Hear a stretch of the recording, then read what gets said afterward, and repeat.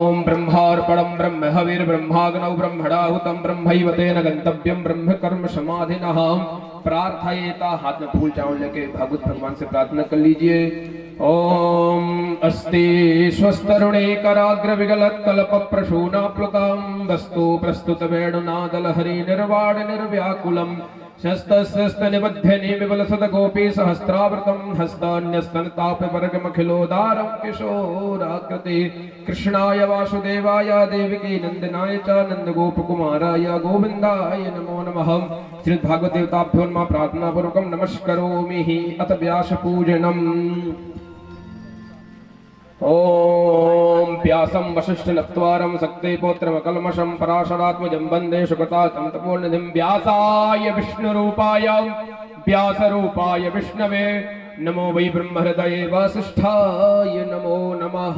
वाणी गुणानुकथने श्रवणौ कथायां हस्तौ च कर्मसु मनस्तव पादयोर्नां स्मृत्यां सरस्तव निवास जगत् प्रणामे दृष्टि सतां दर्शने स्तुभवत्तनूना।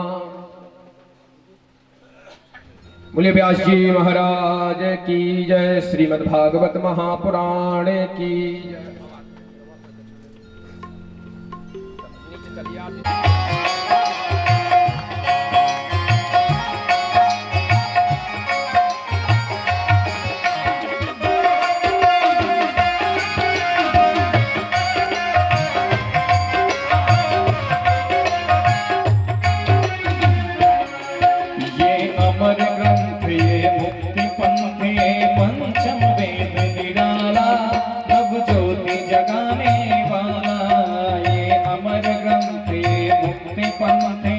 पंचम वेद निराला नव ज्योति जगाने वाला। हरि नाम यही हरि धाम यही, हरि नाम यही हरि धाम यही, यही जग मंगल की आरती। पापियों को पाप से है आरती, श्री भागवत भगवान की है आरती। पापियों को पाप से है आरती।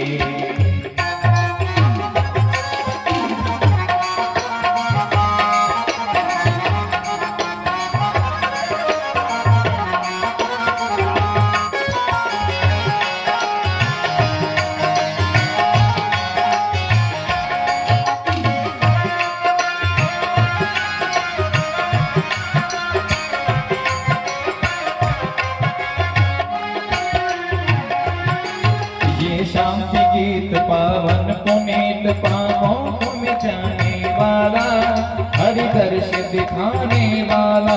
ये शांति गीत पावन पुनीत पापों को मिटाने वाला, हरि दर्श दिखाने वाला। ये सुख करनी ये दुख हरनी, ये सुख करनी ये दुख हरनी, श्री मधुसूदन की आरती। पापियों को पाप से है तारती, श्री भागवत भगवान की है आरती। पापियों को पाप से है तारती।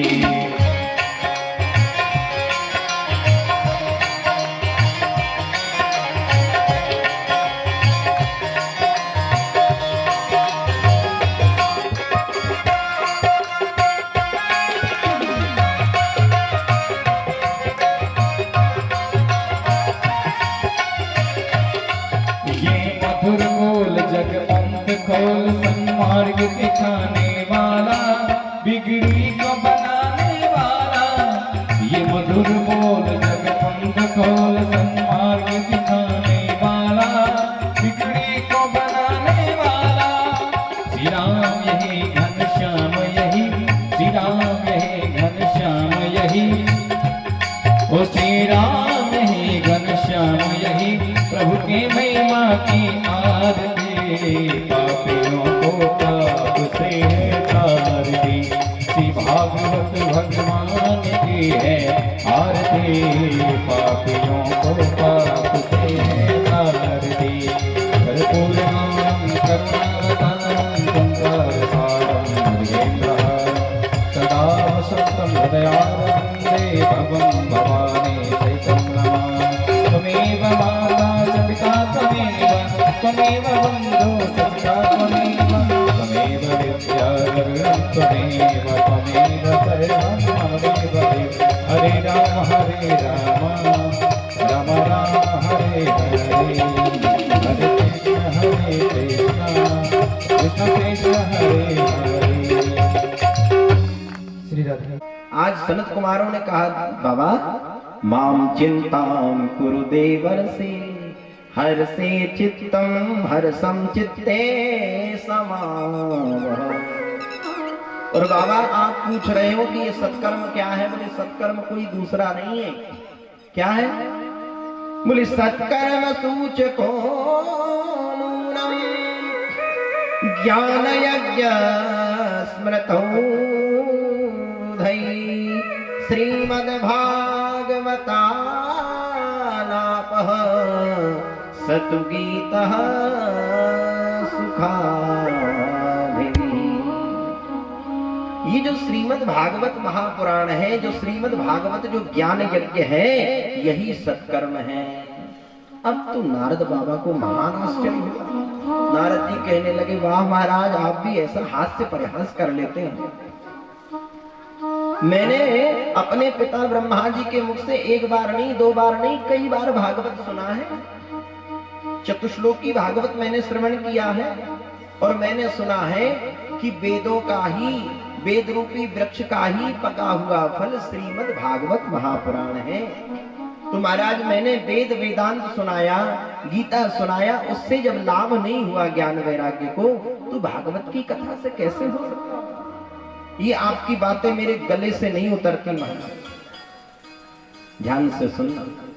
ये जो शास्त्रों की बातें हैं ये समुद्र की तरह है महाराज। जैसे आपने देखा होगा शास्त्रों में ऐसी ऐसी बातें लिखी रहती हैं जिसको साधारण व्यक्ति यदि पढ़े महाराज तो उसकी बुद्धि भी चकरा जाती है। तो शास्त्रों को समझ पाना, शास्त्रों की बातों को समझ पाना ये बड़ा कठिन है। इसको तो किसी संत महापुरुष के चरणों में बैठ करके ही समझा जा सकता है। कई लोग वेद उठा लेते हैं महाराज और पढ़ते हैं, उस वेद का अर्थ का ही अनर्थ बना देते हैं। प्रेम से बोलो श्री राम। एक बार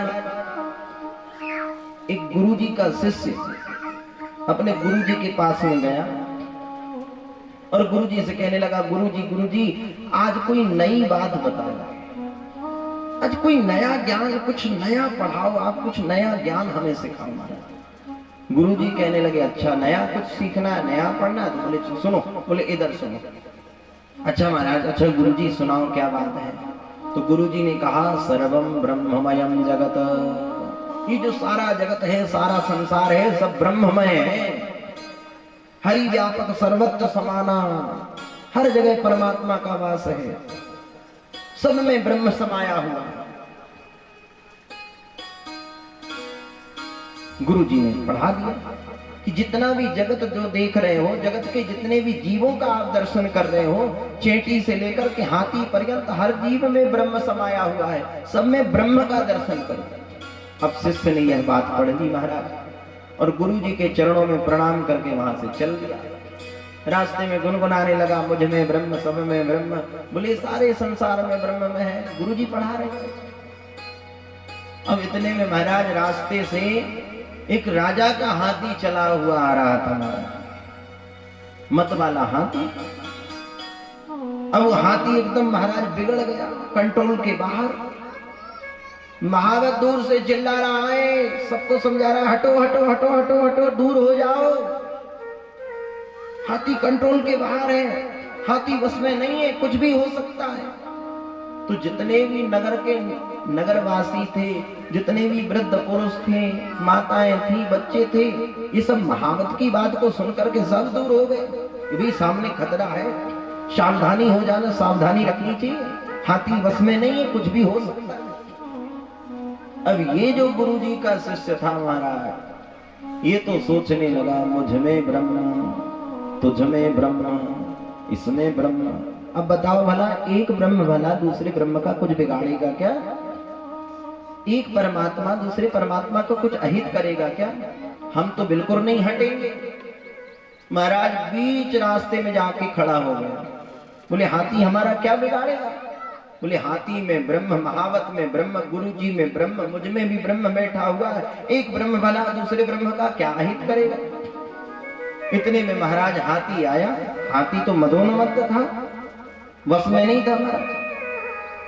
उसने महाराज सूंड में पकड़ लिया और घुमा करके महाराज ऐसा देखने का, तो महाराज इस शिष्य की हाथ पैर एकदम टूट गए। हाथ पैर जब टूट गए तो महीने 15 दिन महाराज हॉस्पिटल में, दवाखाने में भर्ती रहा। प्लास्टर बन गया महाराज। महीने 15 दिन के बाद जब छुट्टी हुई तो गुरुजी के पास में आया और गुरुजी के पास में आकर के कहने लगा, गुरुजी प्रणाम। गुरुजी ने जब इस शिष्य की ऐसी हालत देखी तो गुरुजी को महान आश्चर्य हुआ कि ये तो मेरा शिष्य है। क्यों रे, क्या हुआ? बोले ये किस कुसंगति का फल तुझे मिला है? ऐसे किस कुसंग में तू पड़ गया जिसकी संग से, कुसंग के फल से ये तेरी दशा हुई है? शिष्य हाथ जोड़ करके कहने लगा, गुरुजी ये आपकी ही सुसंगति का फल है। गुरुजी कहने लगे, हमारी सुसंगति का? बोले महाराज हाँ। बोले आपने ही तो बताया था, आपने ही हमें ज्ञान दिया था, सर्वम ब्रह्ममयम जगत हरि व्यापक सर्वत्र समाना। सारी जगह ब्रह्म है। हमने पाठ पढ़ लिया, हमने वह आत्मज्ञान को हृदय में धारण कर लिया कि सब में ब्रह्म है। शिष्य ने कहानी सुनाई, महाराज जैसे आपने बताया तो हम जा रहे थे, रास्ते में हाथी आ रहा था, महावत कह रहा था कि हट जाओ। महाराज सब हट गए, हमने नहीं हटे। हमने सोचा एक हम में ब्रह्म, हाथी में ब्रह्म, सब में ब्रह्म, तो एक ब्रह्म भला दूसरे ब्रह्म का क्या बिगाड़ेगा। गुरुजी समझ गए कि हमारे जो चेला है, हमारा जो शिष्य है, इसकी बुद्धि का स्तर जरा छोटा है, इसकी बुद्धि का स्तर कम है। हमने इसे पढ़ा तो दिया, हमने इसे ज्ञान प्रदान तो कर दिया, परंतु इसके ज्ञान भीतर उतरा नहीं है। तो गुरुजी कहने लगे, अच्छा ये बताओ तुम में ब्रह्म है कि नहीं? शिष्य कहने लगा, हाँ गुरुजी मुझ में भी ब्रह्म है। बोले ये बताओ हाथी में ब्रह्म था क्या नहीं? बोले हाथी में भी ब्रह्म था। बोले महावत जो हाथी के साथ चल रहा था उसमें ब्रह्म था कि नहीं? बोले उसमें भी ब्रह्म है, उसमें भी परमात्मा। तो ये बताओ महावत कुछ बोल रहा था क्या? बोले हाँ। महावत कह रहा था कि हट जाओ, रास्ता छोड़ दो, रास्ते से दूर चले जाओ, अपनी सावधानी रखो, हाथी किसी का भी कुछ भी बिगाड़ सकता है, हाथी बस में नहीं है, हाथी कंट्रोल में नहीं है, ऐसा कह रहा। गुरुजी कहने लगे, बेटा बात ऐसी है, जब एक ब्रह्म ने दूसरे ब्रह्म की बात नहीं मानी, एक ब्रह्म ने जब दूसरे ब्रह्म की बात नहीं मानी तो तीसरे ब्रह्म ने उठा करके तुम्हें पटक दिया और तुम्हारी हड्डी पसली सब टूट गई। प्रेम से बोलो श्री राम। ऐसे जो शास्त्रों की जो बातें हैं बड़ी गूढ़ हैं महाराज, इसको समझ पाना बड़ा मुश्किल है। तो देवर्षि नारद कहने लगे, महाराज हमारे समझ में नहीं आ रहा कि जो वेद वेदांत से, वेदों से जो कार्य की सिद्धि नहीं हुई वो भागवत से कैसे हो सकती है। सनकादिक ऋषि मुस्कुराए कहने लगे, नारद बाबा ये बताओ आम का फल खाया है कि नहीं? बोले महाराज कई बार खाए। बोले अब कोई व्यक्ति ये सोचे कि आम का फल कितना मीठा है और इसमें रस कितना मधुर है, मीठा है, तो फल को छोड़ करके, आम्र रस को छोड़ करके जिस वृक्ष में वो फल लगा हुआ है, ये विचार करें कि आम का फल बड़ा मधुर, आम का फल बड़ा मीठा, तो जब ये फल इतना मीठा है तो ये वृक्ष कितना मीठा होगा। इसी वृक्ष से तो उत्पन्न हुआ ये फल है, इसकी तना, इसकी पत्ती कितनी मीठी होंगी, और उस फल को छोड़ करके वृक्ष की पत्ती, वृक्ष का तना, वृक्ष की छाल यदि चबाने लग जाए तो क्या वह रस उसे प्राप्त हो सकता है? असंभव। अच्छा मिठाई खाई है? बोले हाँ। बोले कदाचित मिठाई बनाते बनाते महाराज शक्कर खत्म हो गई, भंडारा चल रहा था, मिठाइयां बन रही थी, शक्कर समाप्त हो गई। किसी ने कहा क्या हुआ महाराज? बोले शक्कर नहीं है। अब बोले मिठाइयां कैसे बनेगी? किसी ने तर्क दिया, सुनो ये जो गन्ने का खेत आपको दिख रहा है, बोले हाँ, बोले इसी गन्ने के रस से तो शक्कर बनी है, एक काम करो। बोले शक्कर नहीं है तो बोले गन्ना ले आओ और उसी के रस से महाराज मिठाइयां बना दो। तो बताओ क्या गन्ने के रस से मिठाइयां तैयार हो सकती हैं? नहीं। महाराज पुड़ी बना रहे थे भंडारे में, पुड़ी बनाते बनाते घी खत्म हो गया। अब क्या करें, कैसे पुड़ी बनेगी? किसी ने तर्क दिया, महाराज एक काम करो, दूध से ही तो घी उत्पन्न हुआ, दूध से ही तो घी प्रकट हुआ है। बोले घी समाप्त हो गया तो क्या हुआ, दूध तो अभी है। एक काम करो, कढ़ाई में दूध डाल दो महाराज और पुड़ी सेंक लिया जाए। यह भी नहीं हो सकता। जो काम घी करेगा, जो काम शक्कर करेगी, जो काम आम का रस करेगा, जो काम घृत करेगा, वह दूध से कार्य सिद्ध नहीं हो सकता। जो कार्य शक्कर करेगी वह गन्ने के रस से वह कार्य नहीं हो सकता। इसी प्रकार, ठीक इसी प्रकार कोई कितना भी पढ़ लिख करके ज्ञानी हो जाए महाराज, पढ़ लिख करके कितना भी विद्वान हो जाए, परंतु यदि संत महापुरुषों की सत्संगति यदि नहीं करेगा, संतों के चरणों की सन्निधि नहीं ग्रहण करेगा, तो उसे वह ज्ञान प्राप्त नहीं होता, उसे विवेक की प्राप्ति नहीं हो सकती। सत्संग की इतनी महिमा है। इसलिए तो गोस्वामी जी कहते हैं, बिन सत्संग विवेक ना होई, बिन सत्संग विवेक न होई, बिन सत्संग विवेक न होई, बिन सत्संग विवेक न होई, बिन सत्संग विवेक न होई, बिन सत्संग विवेक न होई, बिन सत्संग विवेक न होई, बिन सत्संग विवेक न होई, राम कृपा बिनु सुलभ न सोई, राम कृपा बिन दुर्लभ न सोई, राम कृपा बिनु सुलभ न सोई, राम कृपा बिनु दुर्लभ न सोई। बिना सत्संग के विवेक की जागृति नहीं होती, और ये सत्संग भी ऐसे ही प्राप्त नहीं होता महाराज। आप कहें कि ये सत्संग ऐसे ही मिल जाए तो ऐसे ही सत्संग की प्राप्ति नहीं होती। कई लोग वर्षों से विचार करते हैं, महाराज हम भी कथा करवाएंगे, हम भी कथा सुनेंगे, हम भी कथा सुनने जाएंगे। कोई ना कोई परेशानी, कोई ना कोई आपत्ति विपत्ति सामने आ जाती है महाराज।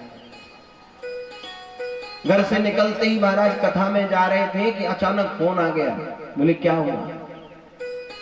बोले महाराज वो जहां पर अपना व्यापार चल रहा था वहां पर आपस में मजदूरों ने लड़ाई कर ली, झगड़ा कर लिया महाराज। अब मन अशांत हो गया। अब बोले कथा नहीं, अब तो व्यापार कोई देखना है महाराज। तो ये सत्संग भी ऐसे ही प्राप्त नहीं होता कि भाग्योदय बहुजन्म समर्जितेन सत्संगमं च लभते पुरुषो यदा वै अज्ञान हेतु कृत मोह मदान्धकार ना संविधाय हि तदो दयते विवेकः भाग्योदयेन बहुजन्म समर्जितेन। जब जीव के जन्म जन्मांतर के, कल्प कल्पांतर के, युग युगांतर के पुण्यों का उदय होता है, सुकृत का उदय होता है, भाग्योदयेन बहुजन्म समर्जितेन, एक जन्म का नहीं बहुजन्म समर्जितेन भाग्योदयेन, तब कहीं जाकर के महाराज सत्संग की कथा की हमें प्राप्ति होती है। ये जो पल हमारे सामने जो उपस्थित हुआ है ये ऐसे ही नहीं हुआ, ये बड़ी कठिनाइयों से, इसमें बड़ी कठिनाइयां आती, बड़ी परेशानियां आती है महाराज। ये बड़ी सहजता से हमें प्राप्त नहीं होता।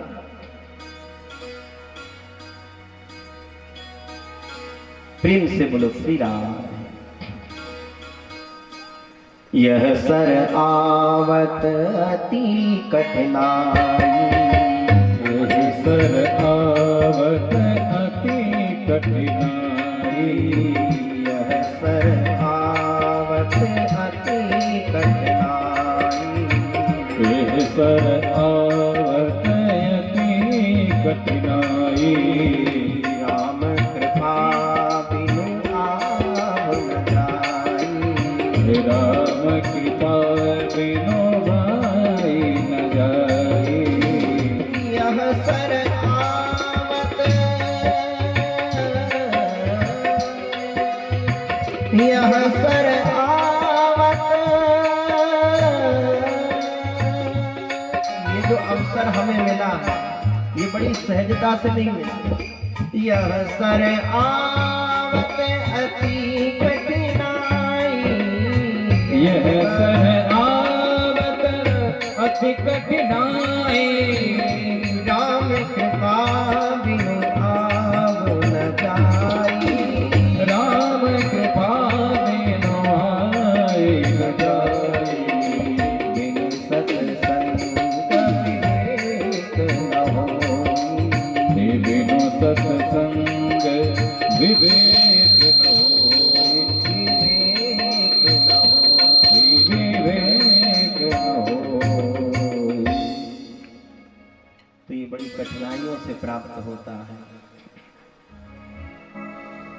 तब तो देवर्षि नारद बड़े प्रसन्न हुए महाराज। अब महाराज आप ही बताइए, अब आपके ही श्री मुख से मुझे भागवत की कथा सुननी है महाराज। अब आप बताएं कि ये कथा कहाँ होनी चाहिए, कब होनी चाहिए और कैसी होनी चाहिए। क्रियद्भिर्दि विशेष राम्या श्रीमद्भागवती कथा, को विधिस्तत्र कर्तव्यो ममेदं ब्रूवितामितः। तब श्री सनकादिक ऋषि कहते हैं, बाबा यदि भागवत की कथा करनी है तो कहाँ करें?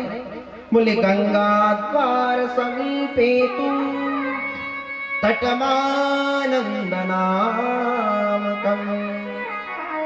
बोले गंगा का जो पवित्र द्वार है, गंगा का जो तट है, गंगा द्वार, वहां पर एक आनंद नाम का तट है। गंगा द्वार समीपी तू तटमानंद नामकम, उस आनंद तट पर बैठ करके ये भागवत की कथा हम लोग कहेंगे और सब लोग सुनेंगे। अब आप विचार करो, ये संवाद कहाँ चल रहा है? बद्री विशाल क्षेत्र में, बद्रीनाथ धाम में सनक सनंदन सनत कुमार और देवर्षि नारद का ये संवाद चल रहा है, चर्चा चल रही है। और कथा की जब बात आई कि कथा कहाँ करनी है, तो सनकादिक ऋषि कहते हैं गंगा द्वार समीपे तू। क्यों? बोले कथा यदि करनी थी तो बद्रीनाथ में ही कर देते। वहां क्या दिक्कत थी, वहां क्या परेशानी थी? भाई बद्रीनाथ भी धाम है, बद्रीनाथ तीर्थ है, नर नारायण वहां पर विराजमान है।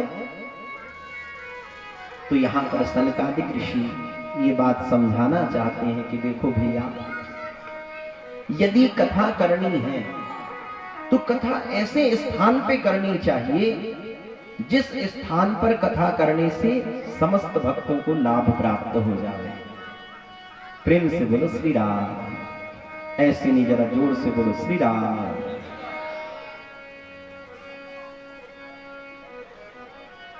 क्योंकि ये उस समय की चर्चा है जब प्रायः बद्रीनाथ धाम में लोग जाते नहीं थे, पहुंच नहीं पाते थे। ये उस समय की चर्चा है। कदाचित कोई पहुंच भी जाए महाराज, जब तीर्थों में जाते थे चार धाम की यात्रा करने के लिए, तो गांव से सब लोग स्वागत करने आते थे, माला पहनाने आते थे। क्यों? क्योंकि भैया धाम के दर्शन करने जा रहे हो और उतनी कठिन यात्रा है, क्योंकि बड़ी दुर्गम यात्रा था। अब तो सब सुगम हो गई महाराज, रास्ते बन गए हैं, व्यवस्थाएं बन गई, आने जाने में कोई दिक्कत नहीं है। और प्रायः उस समय में वहां पर केवल संत महापुरुष, विरक्त महापुरुष रहते थे। अब सनकादिक ऋषियों ने सोचा कि भाई कथा सुनाएंगे तो केवल संतों को ही थोड़ी सुनाएंगे, गृहस्थों को भी सुनाएंगे महाराज। ये संसार के जो जीव हैं, इन मानवों को भी भगवत कथा का लाभ मिलना चाहिए। तो सनकादिक ऋषियों ने सोचा कि चलो थोड़ा नीचे चलते हैं, ऊपर से थोड़ा नीचे।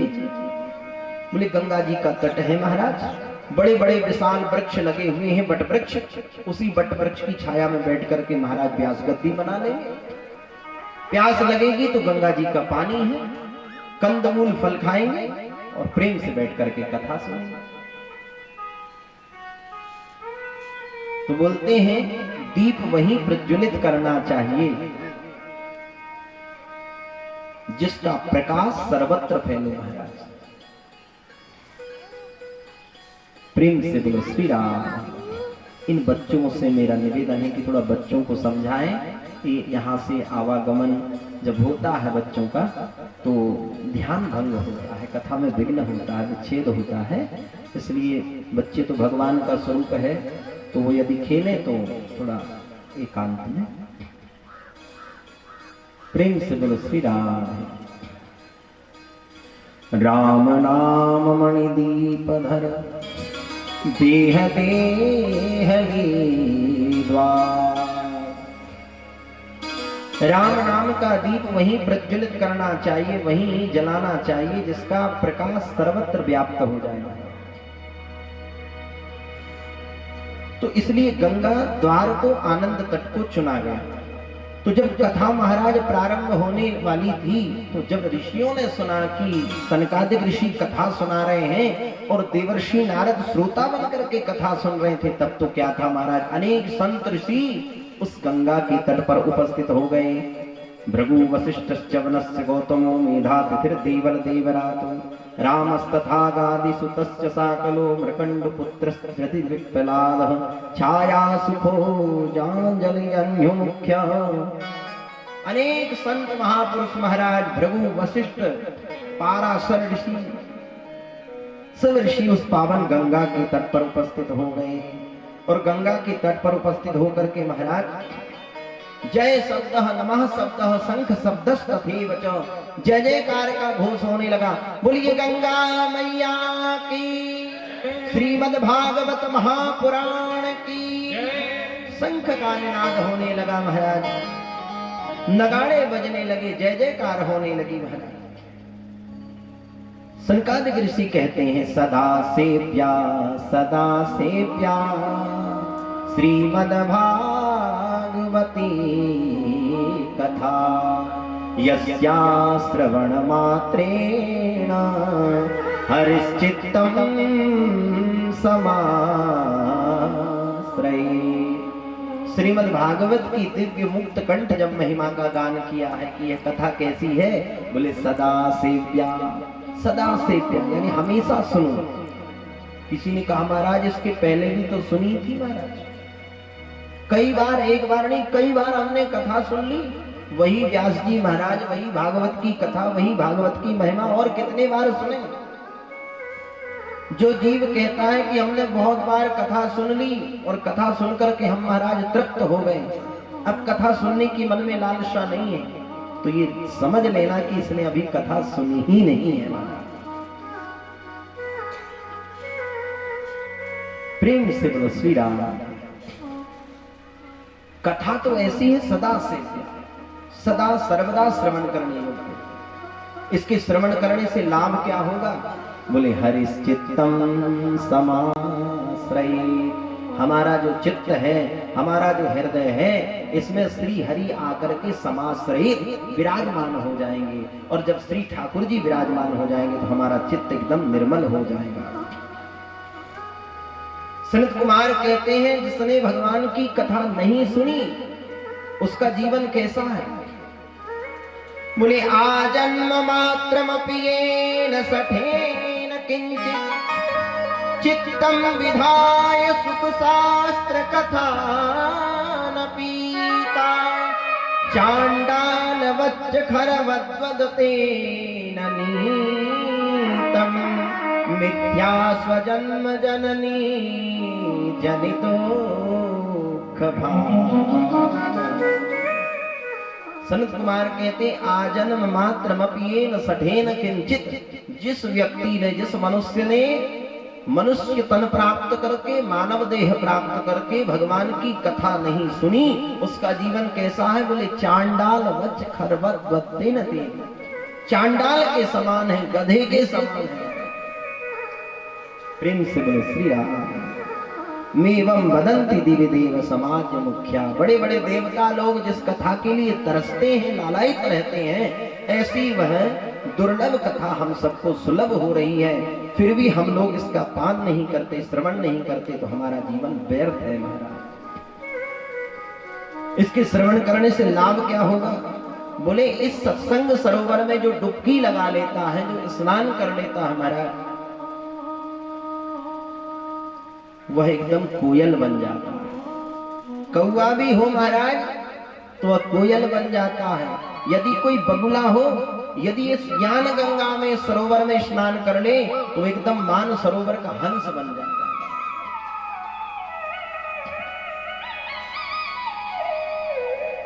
प्रेम से बोलो श्री राम।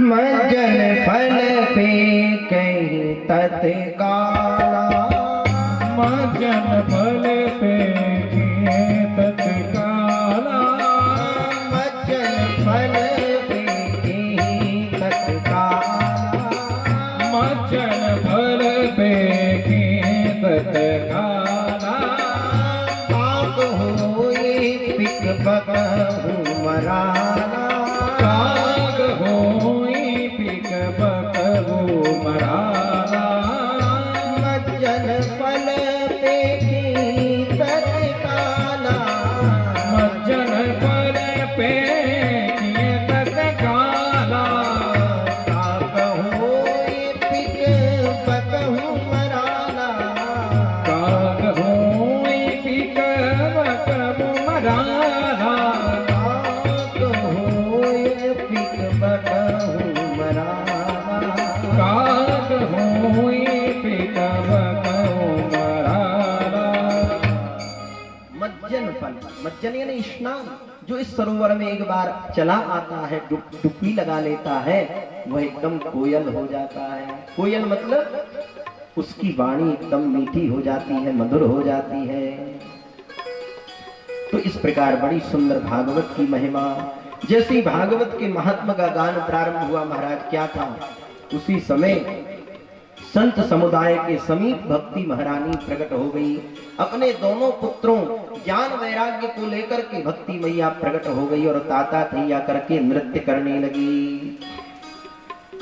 कि एवं नगाः श्रवणोरुधर में प्रकाश्यमाने ऋषभि सभायाम्, एवं नगाः श्रवणोरुधर में प्रकाश्यमाने ऋषभि सभायाम्, आश्चर्यमेकं समभूतदानि, आश्चर्यमेकं समभूतदानि, ततोच्यते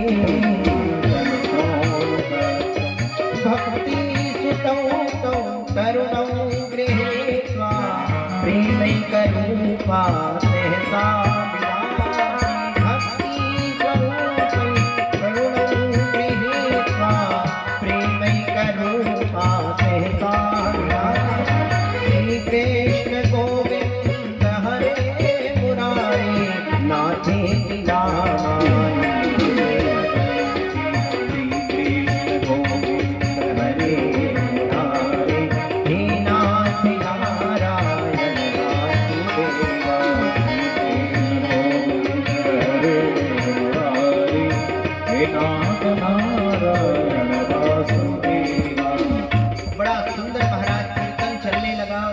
मैया अपने दोनों पुत्र ज्ञान वैराग्य के साथ वहां पर प्रकट हो गई है।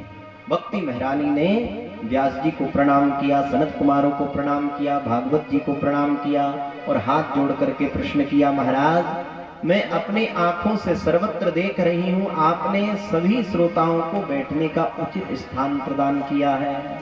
सब लोग अपने आसन पर बैठ करके भगवान की भागवत की कथा श्रवण कर रहे हैं महाराज, परंतु अहम प्रतिष्ठामी, मैं कहाँ बैठूं? मेरा भी तो कोई स्थान आप बताएं। सनकादिक ऋषि मुस्कुराए कहने लगे, देवी निरंतरम वैष्णवमानसानि, ये जितने भी वैष्णव संत हैं, जितने भी वैष्णव भक्त हैं, इन सभी भक्तों के हृदय में अपना आसन लगाओ। भक्ति कहां पर बैठती है? जिन भक्तों का हृदय भवन एकदम निर्मल हो जाता है। इस त्रिभुवन में, इस त्रिलोकी में वही व्यक्ति धन्य है, वही व्यक्ति श्रेष्ठ है जिसके हृदय भवन पर श्री भक्ति का वास है। सकल भुवन मध्य निर्धनास्ते धन्या निवसति हृदिते तेषां श्री भरेर भक्तिरेकः हरिरपि निजलोकं सर्वथा तो विहाय प्रवसति हृदि तेषां भक्ति सूत्रोपनधा। इस त्रिभुवन में, इस त्रिलोकी में वही व्यक्ति धन्य है जिसके हृदय भवन पर भक्ति महारानी का वास है। क्योंकि जिस भक्त के हृदय में भक्ति विराजमान हो जाती है, उस भक्त को फिर भगवान के पीछे भागना नहीं पड़ता, अपितु श्री ठाकुर जी, गोपाल जी उस भक्त के पीछे पीछे भागते हैं। क्योंकि भक्ति जब आपके हृदय पर बैठेगी तो आपका हृदय, आपका मन, आपका अंतःकरण एकदम निर्मल हो जाएगा। आपने देखा होगा, पुरुषों की अपेक्षा माताओं को घर की साफ सफाई करना ज्यादा अच्छी तरीके से आता है। हमारे पुरुष लोग साफ सफाई तो करते हैं महाराज, परंतु उतनी अच्छी तरीके से नहीं कर पाते। माताओं की ये स्वाभाविक प्रवृत्ति होती है, घर की यदि साफ सफाई करना है तो महाराज झाड़ू पोछा लगाना तो बड़ी सुंदर व्यवस्थित तरीके से करती है। इसी प्रकार जब भक्ति महारानी हमारे हृदय भवन पर बैठती हैं तो हमारे हृदय भवन की ऐसी साफ सफाई करती है महाराज। बोले हृदय भवन की भी सफाई जरूरी है क्या? बोले हाँ। बोले काम, क्रोध, लोभ, मद, मात्सर्य, ईर्ष्या, छल, कपट, जो जितने भी महाराज ये बेकार बैठे हैं हमारे हृदय भवन पर, सबको झाड़ पोंछ करके महाराज एकदम स्वच्छ बना देती है, निर्मल बना देती है। श्री ठाकुर जी हमारे हृदय भवन पर बैठना तो चाहते हैं, परंतु उनके बैठने योग्य हम अपने हृदय को तो बनाएं, हमारे भवन को तो बनाएं। ठाकुर जी जब झांक करके देखते हैं तो हाउसफुल, पूरा हृदय भरा हुआ है महाराज कामादिक प्रवृत्तियों से, तो गोविंद सोचते हैं कि यहाँ तो कोई जगह ही नहीं है महाराज, ये पहले से ही पैक है, पहले से ही भरा हुआ है, अब यहाँ बैठने से क्या मतलब, चले जाते हैं। और जब हृदय भवन पर देखते हैं कि हृदय भवन एकदम निर्मल है, कैसा? श्री कबीरदास जी कहते हैं कि कबीरा मन निर्मल भया जैसा गंगा नीर, और पाछे पाछे हरि फिरे कहते कबीर कबीर। कबीरा मन निर्मल भया जैसा गंगा नीर। तो उस भवन पर श्री ठाकुर जी हमेशा के लिए हरिरपि निज लोकम सर्वथाथो विहाय। सूत जी कहते हैं गोविंद अपने वैकुंठ लोक को, निज लोक को, निज धाम को हमेशा के लिए छोड़ करके हरिरपि निज लोकम सर्वथाथो विहाय प्रविशति हृदय तेषां भक्ति सूत्रोपनद्धा। उस भक्त के हृदय में भक्ति सूत्र में बंध जाते हैं। भगवान को बांधने की यदि कोई रस्सी है ना तो वो है भक्ति। भक्ति से गोपाल जी बंध जाते हैं। कोई कितना भी बड़ा बुद्धिमान हो, कितना भी बड़ा सुंदर हो, कितना भी बड़ा धनवान हो, कितना भी बड़ा ऐश्वर्यवान हो, परंतु उसके जीवन में यदि भक्ति नहीं है तो उसका जीवन व्यर्थ है। बुद्धि बड़ी, चतुराई बड़ी और सुंदरता तन में प्रगटी है। नाम बड़ो धन दाम बड़ो, यश कीर्ति हो जग में प्रगटी है। और झूमत द्वार गजेंद्र हजार, सो इंद्रहु से कछु नाही कमी है। तुलसी जगदीश की भक्ति बिना, जैसे सुंदर नारी नारी की नाक कटी है, जैसे सुंदर नारी की नाक कटी है। बोले भक्ति यदि जीवन में नहीं है तो हमारी क्या दशा है? बोले जैसे सुंदर नारी की नाक, जैसे एक सुंदर युवती है, सुंदर स्त्री है महाराज, नख से सिख पर्यंत तक महाराज 16 श्रृंगारों से सुसज्जित हो रही है, बड़ा अद्भुत सौंदर्य है उसका। परंतु किसी ने कहा एक कमी है। बोले क्या कमी है महाराज? बोले नासिका का अग्रभाग कटा हुआ है। अब बताओ, अब बोलो, उसका सजना, उसका समरना, उसकी सुंदरता सब व्यर्थ है। इसी प्रकार हमारे जीवन में यदि भक्ति नहीं है, हम धनवान हो गए, पदवान हो गए, प्रतिष्ठावान हो गए, यहाँ तक कि झूमत द्वार गजेंद्र हजार सो इंद्र उसे कछुनाई कमी है। देवराज इंद्र का पद भी हमने प्राप्त कर लिया और यदि भक्ति नहीं है तो हमारा जीवन व्यर्थ है महाराज। ऐसी भक्ति की नहीं। इस प्रकार से भागवत की दिव्य महिमा को सुनाया। आइए कुछ क्षण के लिए भगवान नाम का गान, इसके तदुपरांत आगे की चर्चा हम करेंगे बड़े अपूर्व दिव्य भाव से। श्री गोविंद जी के चरणों में हमारा मन लग जाए, भगवान के चरण कमलों में हमारी भक्ति जागृत हो जाए और श्री ठाकुर जी से यही प्रार्थना करें, यही भाव, यही संकल्प मन में हो कि हे ठाकुर जी, हे गोपाल जी, हमें अपने चरणों से लगा लो, हमें अपने चरणों से दूर मत करो, हमें अपने चरणों से जोड़ दो, अपने चरणों से।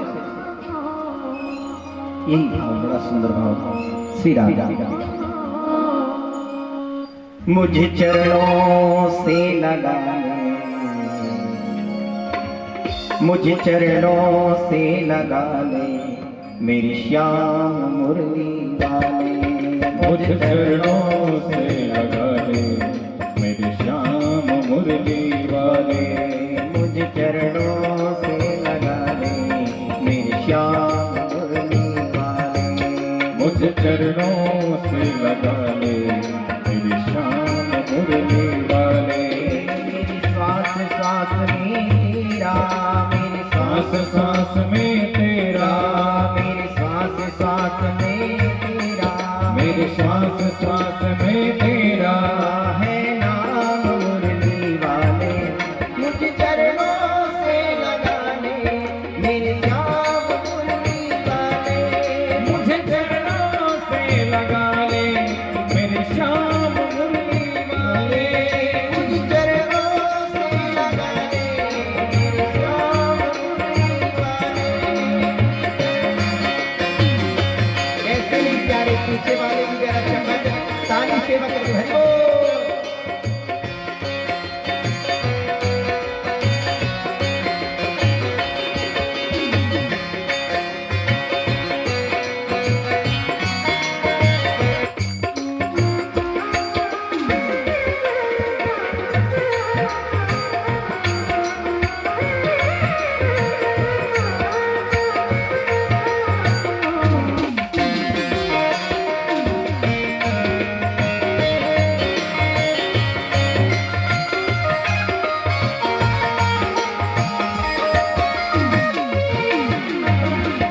भक्तों की कान्हा तुमने विपदा, मेरी भी बात थमो, आगे बिहारी। बिगड़ी बनाई तुमने, बिगड़ी बनाए तुमने, सब काम मुरली वाले। मुझे चरणों से लगा ले, मेरे राम मुरली वाले। मुझे चरणों से लगा ले, मेरे श्याम मुरली वाले। श्वास श्वास में तेरा, मेरी श्वास श्वास में तेरा, मेरी सांस सांस में तेरा, मेरे श्वास श्वास में तेरा है नाम मुरली वाले। मुझे चरणों से लगा ले।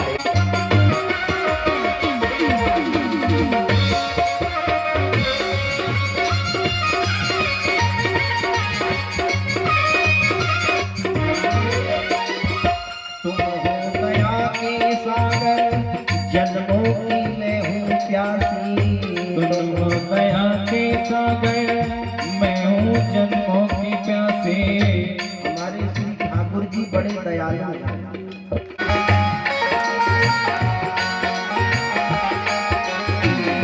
तुम हो दया के सागर, जन्मों की मैं हूँ प्यासी। तुम हो दया के सागर, जन्मों की मैं हूँ प्यासी। दे दो जगह मुझे भी, चरणों में बस जरा सी।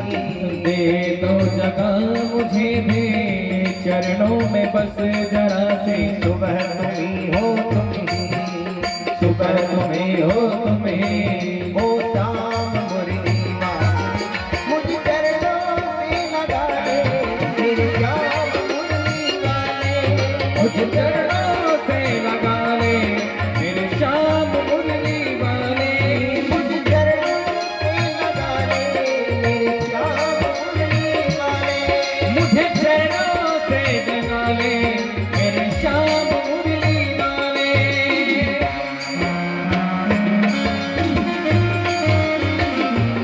राधा रमण लाल की।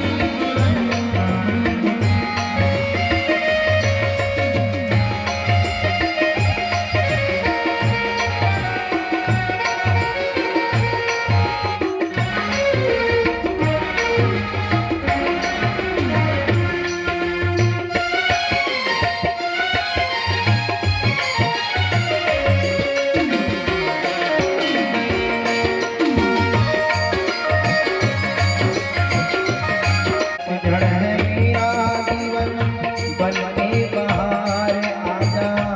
उजड़ है मेरा जीवन। भक्ति और ज्ञान वैराग्य को नृत्य करते हुए देखा तो नारद जी की आनंद का महाराज सीमा नहीं। नारद जी बड़े प्रसन्न हुए। नारद जी हाथ जोड़ करके कहने लगे, महाराज आज मैंने प्रत्यक्ष अपने आंखों से देख लिया। क्या? बोले कि भागवत की महिमा से, भगवान की कथा से केवल भक्ति ही नहीं, केवल भक्ति ही पुष्ट नहीं होती, अपितु ज्ञान और वैराग्य भी स्वस्थ हो जाते हैं। ये भक्ति का चमत्कार है।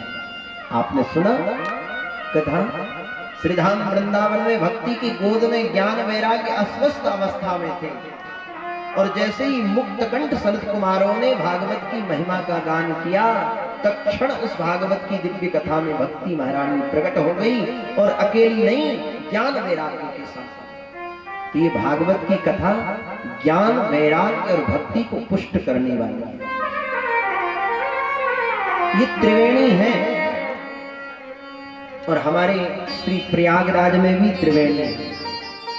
त्रिवेणी मतलब तीनों नदियों का जहां संगम है। और सुनो, हमारी जो माताएं सिर पर जो केसों को जो गूंथती हैं ना, उनको भी वेणी कहते हैं, वह भी त्रिवेणी ही है। प्रेम से बोलो श्री राम। उसे भी वेणी कहते हैं। उसमें भी महाराज जैसे त्रिवेणी में 3 धाराएं हैं, गंगा, यमुना और सरस्वती। तीनों नदियों का समागम है, तीनों नदियां मिली हुई हैं। इसी प्रकार ये भागवत की जो कथा है ना, यह भी त्रिवेणी है। इसमें भी ज्ञान, वैराग्य और भक्ति तीनों का समुच्चय है, तीनों का समन्वय है, तीनों का समावेश है। और माताओं की जो चुटिया है, उसमें भी महाराज वेणी में आप देखो, आपने प्रयाग में दर्शन किया होगा, गंगा तो दिखाई देती है, श्री यमुना जी का भी दर्शन होता है, परंतु महाराज सरस्वती का दर्शन नहीं होता। क्या सरस्वती नहीं है? बोले वह भी है, परंतु वह लुप्त है, गुप्त है। तो इसी प्रकार माताओं की भी इस वेणी में महाराज चुटिया में 3 धाराएं होती हैं, और तीनों को मिलाकर के महाराज ऐसी चुटिया गूंथ देती हैं, और ऐसी वेणी बना लेती है। उसमें 2 ही शाखाएं नजर आती हैं, तीसरी का दर्शन नहीं होता। प्रेम से बोलो श्री राम। तो श्री देवर्षि नारद कहते हैं, महाराज मैंने भागवत की महिमा को समझा। कोई भक्त, कोई वैष्णव, कोई संत भागवत की कथा सुनकर के उसका कल्याण हो जाए, ये कोई बड़ी बात नहीं है महाराज। क्या किसी पापी व्यक्ति के पाप का भी प्रक्षालन भागवत की कथा से हो सकता है? क्या किसी पापी व्यक्ति का भी उद्धार आपकी भागवत की कथा से हो सकता है? और महाराज यदि ऐसा हुआ हो तो वह बताए। इतना सुनते ही सनत कुमार कहने लगे, बाबा पापी व्यक्ति के प्रश्न का सवाल ही छोड़ो। बोले जिस व्यक्ति ने जीवन पर्यंत पाप ही पाप किया हो, महाराज पाप के अलावा कुछ ना किया हो, जिस जीव ने जन्म से लेकर के मृत्यु पर्यंत केवल पाप ही पाप किया है, अधर्म ही किया है, ऐसा मानव भी, ऐसा मनुष्य भी यदि इस ज्ञान गंगा में एक बार गोता लगा लेता है तो वह पापों से मुक्त हो जाता है।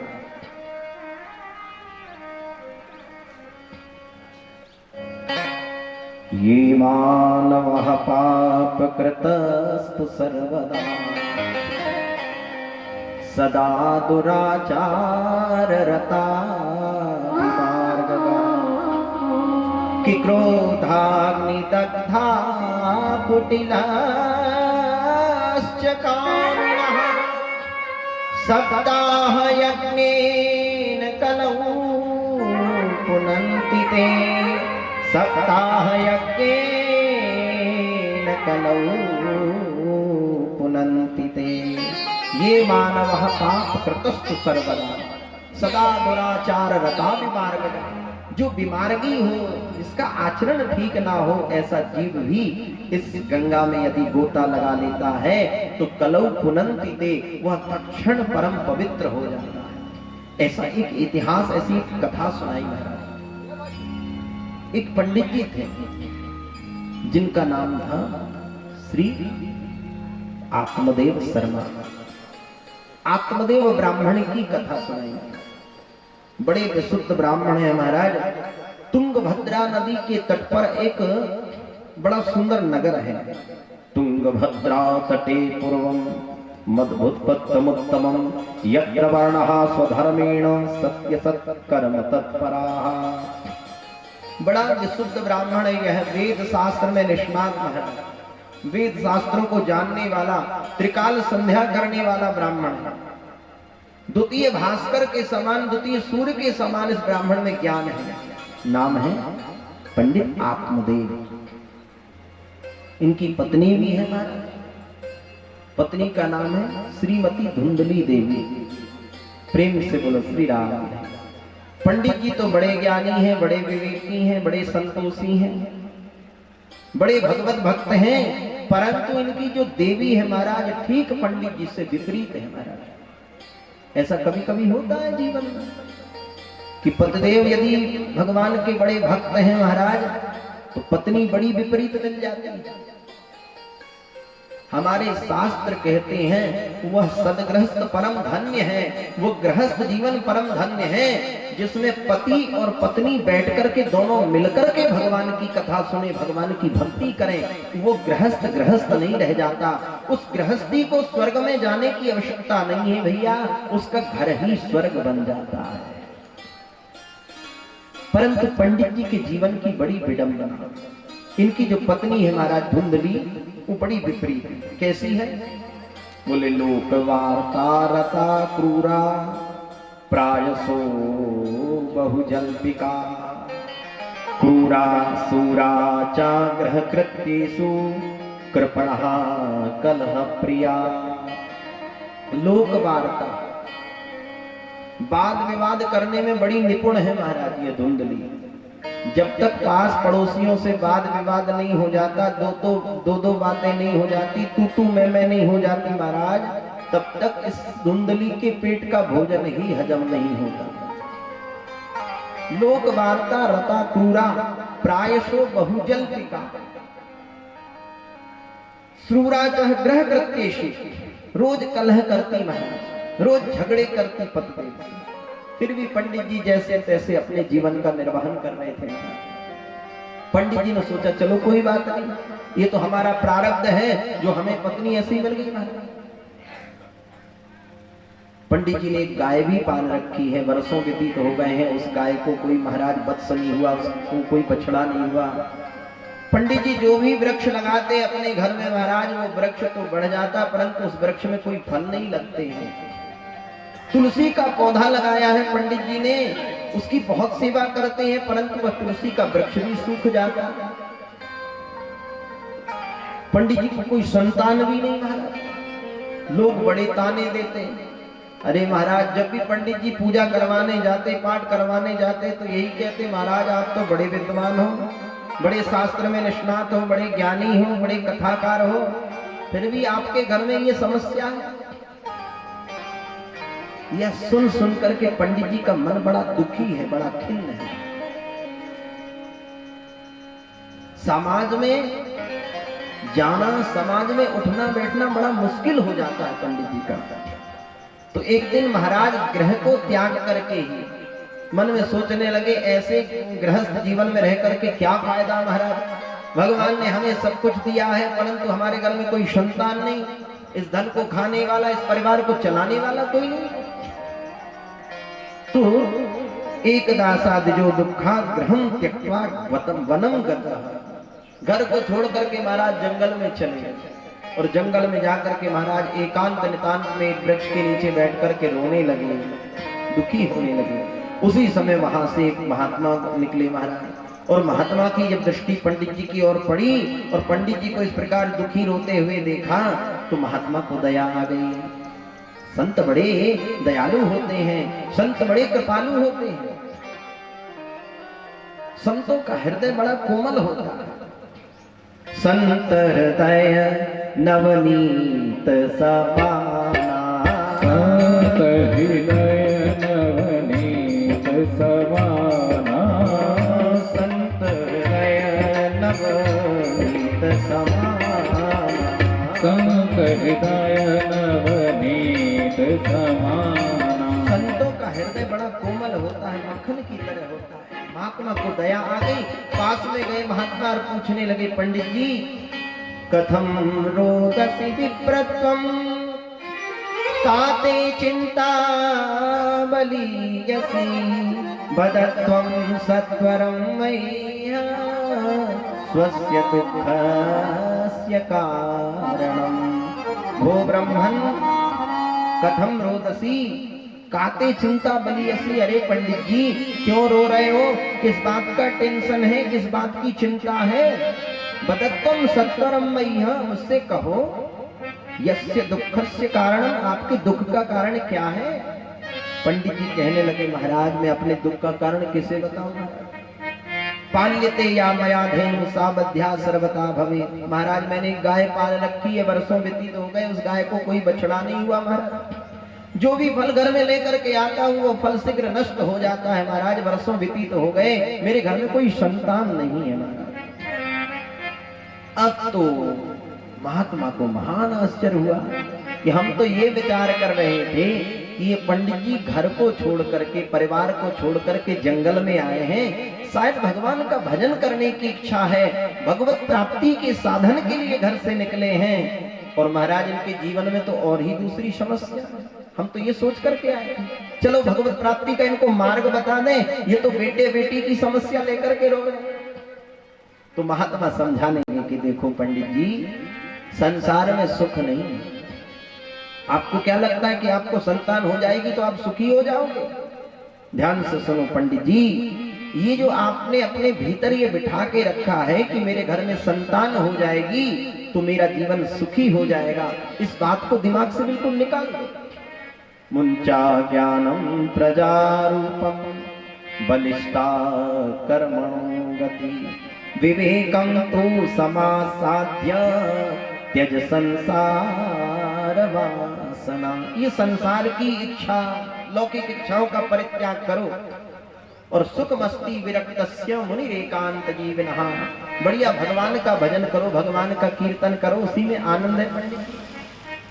अब तो पंडित जी कहने लगे, देखो महाराज ये जो कथा, ये जो प्रवचन आप सुना रहे हो, ये प्रवचन करना, ये कथा कहना मुझे भी आता है। देखो महाराज मुझे तो बेटा चाहिए, मैं बेटा प्राप्त करने के लिए, संतान के लिए घर से निकला हूं। और सुनो, यदि मुझे बेटा नहीं मिला तो मैं तुम्हारे सामने ही अपने प्राण दे दूं। प्रेम से बोलो श्री राधे। मुझे तो बेटा चाहिए।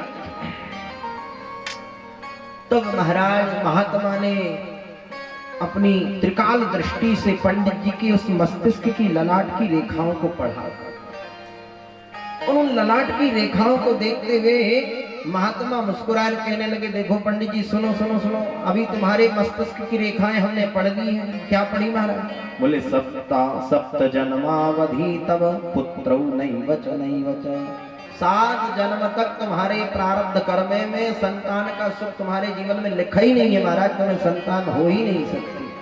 अब तो महाराज पंडित जी ने और जोर से सिर पटका देखो महाराज, अभी तक तो मैंने ये सुना था कि 1 जन्म की समस्या लेकर के मैं आया था, आपने तो 7 जन्मों की समस्या मेरे सामने प्रकट कर दी। मुझे तो बेटा चाहिए और बेटा यदि नहीं मिला तो मैं तुम्हारे सामने प्राण को समाप्त कर दूंगा। और सुनो महाराज, मैं त्रिकाल संध्या करने वाला ब्राह्मण हूँ, वेद के ब्राह्मण हूँ, इस ब्रह्म हत्या का पाप आपको लगेगा। अब तो महात्मा सोचने लगे खामो खाम ये पाप अपने सिर पे ले आया है यहाँ पे। हम तो सोचे थे चलो भगवत भक्ति का मार्ग बताएंगे। तब महात्मा को दया आ गई। महात्मा ने अपने झोली से एक सुंदर फल निकाल करके दिया। देखो पंडित जी, इस फल को देख रहे हो, इस फल को अपने घर में जा करके अपनी धर्म पत्नी को खिला देना। और हमारा ये आशीर्वाद है, हमारा ये वचन है कि तुम्हारे यहाँ शीघ्र ही संतान का जन्म हो जाएगा।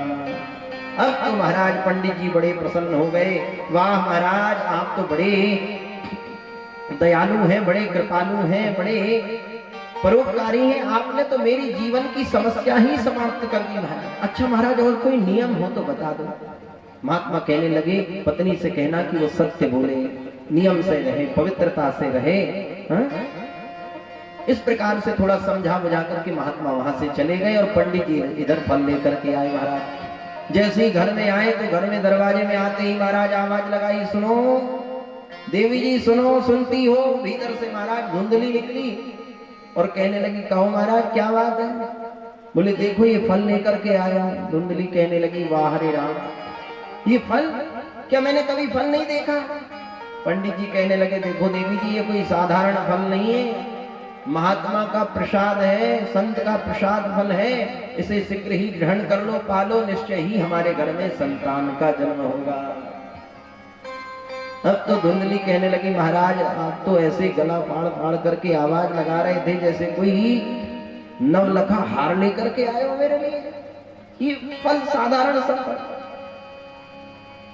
अच्छा ठीक है महाराज, आप कहते हो तो मैं इस फल को अवश्य खा लूंगी, परंतु मैंने ये विचार किया कि पहले स्नान कर लूं, स्नान करके पूजा पाठ से जब निवृत्त हो जाऊंगी फिर बैठ करके आराम से इस फल को खा लूंगी।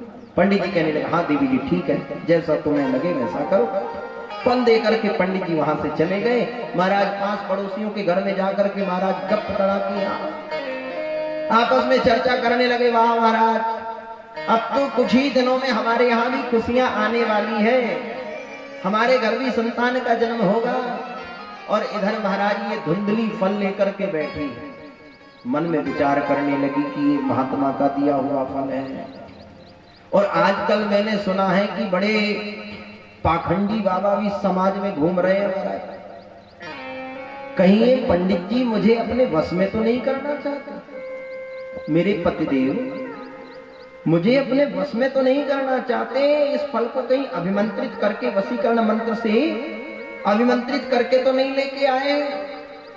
सुनो, मैं बड़ी सोच समझ के कोई भी कार्य करती हूँ, ऐसा लेकर के फल बैठी है महाराज और सोचने लगी कि यदि मैं फल खाऊंगी तो मैं गर्भवती हो जाऊंगी, और मैं गर्भवती हो जाऊंगी तो मैंने सुना है कि गर्भवती महिला ज्यादा दौड़ भाग कर नहीं सकती, वो ज्यादा भोजन भी नहीं कर सकती। विचार कर रही है, फल भक्षेण गर्भस्या गर्भेणोदरवृद्धिता स्वल्प भक्षम ततो शक्ति गृह कार्यम कथम भवेत्।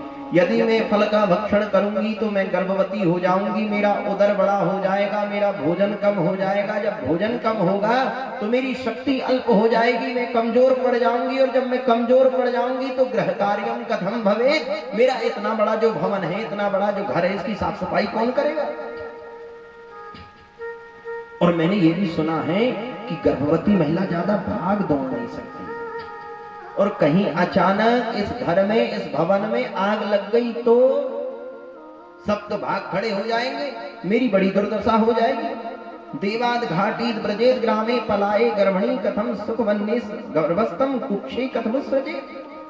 और मैंने ये भी सुना है कि सुखदेव जी महाराज अपनी माता के गर्भ में 12 वर्ष तक थे।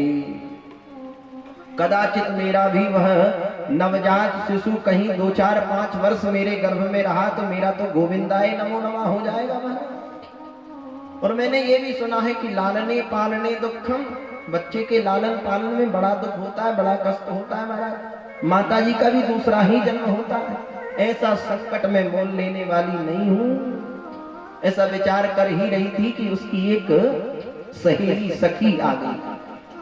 उसने कहा, कहो धुंधली क्या बात है, किस बात का टेंशन लेके बैठी हो, क्या विचार कर रही हो? धुंधली कहने लगी, देखो ना सखी, मेरे पतिदेव ने ये फल लेकर के आए हैं और कह रहे हैं कि देवी ये फल को ग्रहण कर लो, हमारे घर में संतान हो जाएगी। अब ये फल वल खाने से कोई बेटा बेटी हो। उस सखी सहेली ने बहुत समझाया कि देखो बहना, संत का प्रसाद है, महापुरुषों का प्रसाद है, शीघ्र ही प्रसाद पा लो, तुम्हारे यहाँ शीघ्र ही संतान का जन्म हो जाएगा। बहुत समझाया पर बात समझ में नहीं आई। सखी सहेली तो समझा बुझा करके चली गई। इतने में उसकी जो एक बहन थी वह चली आई और कहने लगी, क्या बात है बहना, बड़ी दुखी हो? उससे भी यही समस्या कहना। अब उसकी बहन यही चाहती थी महाराज कि इसके घर में कोई संतान ना हो। क्यों? ताकि इसके घर का जो माल खजाना है, जितना भी धन है, जितना भी ऐश्वर्य है, ये सब मुझे प्राप्त हो जाएगा। जब संतान नहीं होगी तो इसका धन मेरे बच्चों को मिल जाएगा। ऐसा उसकी बहन चाहती थी। उसकी बहन ने और महाराज उसकी मति भ्रमित कर दी। सुनो, देखो बहन, सोच समझ के कार्य करना चाहिए, कोई फल खाने से बेटा बेटी नहीं होते। और सुनो, तुम्हें ऐसा लगता है तो तुम्हारे घर में ये गाय भी तो वर्षों से बंधी हुई है, इस गौ माता को क्यों नहीं फल खिला देती हो? इसको भी तो कोई बच्चा नहीं है, बछड़ा नहीं है, अभी तक बछड़ा नहीं दिया इस गौ माता ने। और सुनो, खिला करके कम से कम प्रैक्टिकल कर लो, परीक्षण कर लो। कोई भी वस्तु का पहले परीक्षण किया जाता है। यदि यह फल सच्चा होगा, महात्मा का सच्चा आशीर्वाद होगा, तो निश्चय ही इस गौ माता को भी बच्चा का जन्म हो जाएगा, बछड़ा हो जाएगा। तो उसी समय धुंधली को बात समझ में आ गई। और सुनो, रही बच्चे की बात, तो मैं अभी गर्भवती हूं, कुछ ही दिनों में मुझे बालक का जन्म होने वाला है।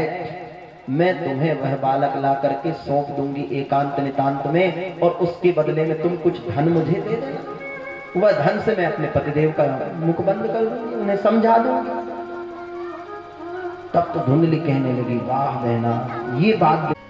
कालांतर में महाराज रात्रि के समय एकांत में उसकी जो बहन थी धुंधली, उसको भी बालक का जन्म हुआ। चोरी छुपे आकर के उस बालक को ला करके धुंधली को प्रदान कर दिया। धुंधली सुबह उठ करके कहने लगी, सुनो जी, सुनो जी, अपने पतिदेव से कहने लगी, देखो मुझे बालक का जन्म हुआ। अब बेचारे आत्मदेव पंडित जी भोले भाले बड़े प्रसन्न हुए। इधर गौ माता ने भी बछड़े को जन्म दिया है, इधर हमारे घर पुत्र का भी जन्म हुआ है। पंडित जी बड़े प्रसन्न हैं, बड़े खुश हैं महाराज। गौ माता का जो वत्स है वह कैसा है? बोले, सर्वांग सुंदरम दिव्यम निर्मलम कनक प्रभम। सर्वांग सुंदर महाराज, इतना सुंदर है, तब तो स्वर्ण की कांति के समान उसका जो है बदन है महाराज, शरीर है, और कान गौ माता के समान है। इसलिए पंडित जी ने उस बालक का नाम रखा गोकर्ण। क्या नाम रखा? गोकर्ण। इस बालक के कान गौ माता के जैसे, इसलिए इसका नाम हम गोकर्ण रखते हैं। और अपने पुत्र का नाम ही रखने वाले थे। इतने में धुंधली कहने लगी, सुनो जी, यह मेरा बालक है, इसे मैंने जन्म दिया है, अब मेरा भी तो कुछ अधिकार होता है। मेरा नाम धुंधली है तो मेरे पुत्र का नाम धुंधकारी होना चाहिए। पंडित आत्मदेव जी कहने लगे, देवी जी जैसे तुम्हारी इच्छा, जैसे तुम्हारा मन हो, जैसा तुम्हारा विचार हो तो वैसा कर लो। तो उस बालक का नाम रखा क्या? धुंधकारी। प्रेम से बोलो श्री राम। नाम का जीवन में बहुत बड़ा प्रभाव पड़ता है भक्तों। यथा नामो तथा गुणः, जैसा नाम होता है वैसा गुण भी होता है, वैसा स्वभाव भी होता है, वैसा चरित्र भी होता है। इसलिए अपने बच्चों का नाम बहुत सोच विचार करके रखना चाहिए। अब तो महाराज जितने भी पड़ोस के पड़ोसी थे, जितने भी भक्त वृंद थे, पंडित जी के जितने भी शिष्य थे, सब आकर के पंडित जी के घर में आकर के खड़े हो गए। महाराज पंडित जी की भाग्य की सराहना करने लगे। वाह महाराज आप धन्य हैं, भाग्योदयो धुना जातः आत्मदेवस्य पश्यता धेन्वा बालं प्रसूतस्तु देवरूपेति कौतुकम्। ये देवता का, ये ईश्वर का कौतुक तो देखो, आश्चर्य तो देखो। धेनु यानी गौ माता ने एक बालक को जन्म दिया। दोनों ही बालक कालांतर में बड़े हुए। क्रियत कालेन तो जातो तरणौ तनयावहु गोकर्ण पंडितो ज्ञानी धुंधकारी महाफला। गोकर्ण जी तो बड़े विद्वान ब्राह्मण हुए महाराज, बड़े शास्त्र वेद में निष्णात, परंतु ये धुंधकारी जो था ठीक विपरीत हुआ महाराज। चोरी करता है, जुआ खेलता है, मदिरा का पान करता है, शराब पीता है महाराज। कदाचित खेलते खेलते छोटे छोटे बालकों को उठा करके पटक देता है। धीरे धीरे इसका उद्दंड बढ़ता गया। अब तो पंडित जी के घर में रोज शिकायतें आने लगी। सुनो पंडित जी, आज तुम्हारे बालक ने हमारे घर में ऐसा किया, आज उसने चोरी की, आज उसने जुआ खेला, आज उसने शराब का सेवन किया। अब तो पंडित जी बड़े दुखी महाराज। पहले दुखी थे कि घर में कोई संतान नहीं है, ध्यान दें। अब दुखी है कि घर में संतान क्यों है महाराज। यही हमारे जीवन की विडंबना है। प्रेम से बोलो श्री राम। पहले पंडित जी परेशान थे कि घर में कोई संतान नहीं है, और अब इसलिए परेशान है, अब इसलिए दुखी है कि घर में संतान क्यों है, ये नास्तिक क्यों हमारे घर में आए। अब तो पंडित जी विचार करने लगे। क्व तिष्ठामि क्व गच्छामि को मे दुःखं व्यपोहै प्राणस्त्यजामि दुःखेन हा कष्टं मम संस्थितम्। क्व तिष्ठामि, कहाँ जाऊं, कहाँ उठूं, किसको अपना दुखड़ा सुनाऊं। जहां भी जाता हूं मुझे अपकीर्ति ही मिलती है। ऐसा विचार कर रहे थे। उसी समय पंडित आत्मदेव जी के पास में गोकर्ण जी आए हैं, और गोकर्ण जी ने देखा कि मेरे पिताजी बड़े दुखी हैं, तो पिताजी के पास में आकर के आत्मदेव जी को बड़ा सुंदर उपदेश किया कि देखो पिताजी, इस संसार में कोई भी व्यक्ति सुखी नहीं है। आपको क्या लगता है? हर व्यक्ति को ये लगता है कि मुझसे सुखी मेरे परिवार के लोग होंगे, मुझसे ज्यादा सुखी मेरे पड़ोसी होंगे, मेरे मित्र होंगे, परंतु पिताजी इस संसार में कोई भी सुखी नहीं है। ये सब सुख का भ्रम है महाराज। हमें ऐसा लगता है, ये स्वप्ना की तरह, जैसे हम स्वप्न देखते हैं रात्रि में, अचानक महाराज हम राजा बन गए, राज सिंहासन पर बैठ गए, हमारे मंत्री, हमारे अनुचर, हमारे सेवक, हमें राज वैभव मिल गया। ये कब तक? बोले जब तक आंख बंद है। आंख खुलते ही स्वप्न समाप्त हो गया और सब जैसे की तैसे। न चेन्द्रस्य सुखम किंचित न सुखम चक्रवर्तिनः सुखमस्ति विरक्तस्य मुनिरेकांत जीविनः। गोकर्ण जी कहते हैं पिताजी, सुखी तो वही है जिसका मन भगवान के चरण कमलों में लगा हुआ। और यही बात को भगवान भूत भावन भोलेनाथ देवी पार्वती जी से कहते हैं। उमा कहूँ मैं अनुभव अपना, उमा कहूँ मैं अनुभव अपना, उमा कहूँ मैं अनुभव अपना, उमा कहूँ मैं अनुभव अपना। सत्य हरि भजन जगत सब सपना, सत हरि भजन जगत सब सपना। उमा कहूँ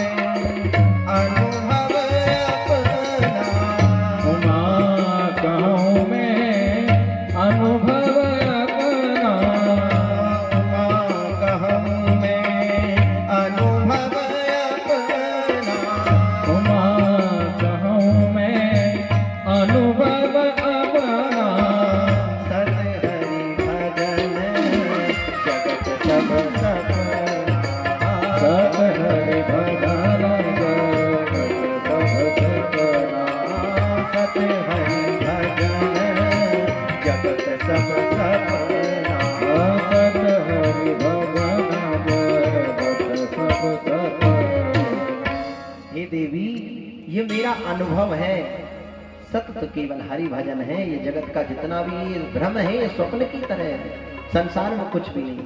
बड़ा सुंदर मार्मिक उपदेश किया है महाराज, इसे गोकर्ण गीता कहते हैं। श्रीमद् भागवत महापुराण के महात्मा में 2 श्लोकों में गोकर्ण जी ने बड़ी सुंदर बात कही। अब समय अभाव के कारण उसकी चर्चा हम नहीं कर सकते क्योंकि समय और हो जाएगा, समय का भी ध्यान रखना है हमें। तो इस प्रकार से इस उपदेश को सुन करके आत्मदेव जी को ज्ञान प्राप्त हुआ और घर का ही परित्याग करके वन में गए हैं। श्रीमद् भागवत महापुराण का 10वें स्कंद का पाठ करके ब्राह्मण परम पद को प्राप्त हुए हैं। अब गोकर्ण जी को लगा कि हम क्या करें महाराज। तो एक दिन गोकर्ण जी कहने लगे कि देखो भैया हमारा मन कहता है कि हमें तीर्थ यात्रा करनी है, हम तीर्थों का दर्शन करना चाहते हैं। धुंधकारी कहने लगा ठीक है भैया चले जाओ तीर्थ यात्रा के लिए। गोकर्ण जी चले गए तीर्थ यात्रा के लिए। अब घर में महाराज केवल 2 ही सदस्य हैं। कौन?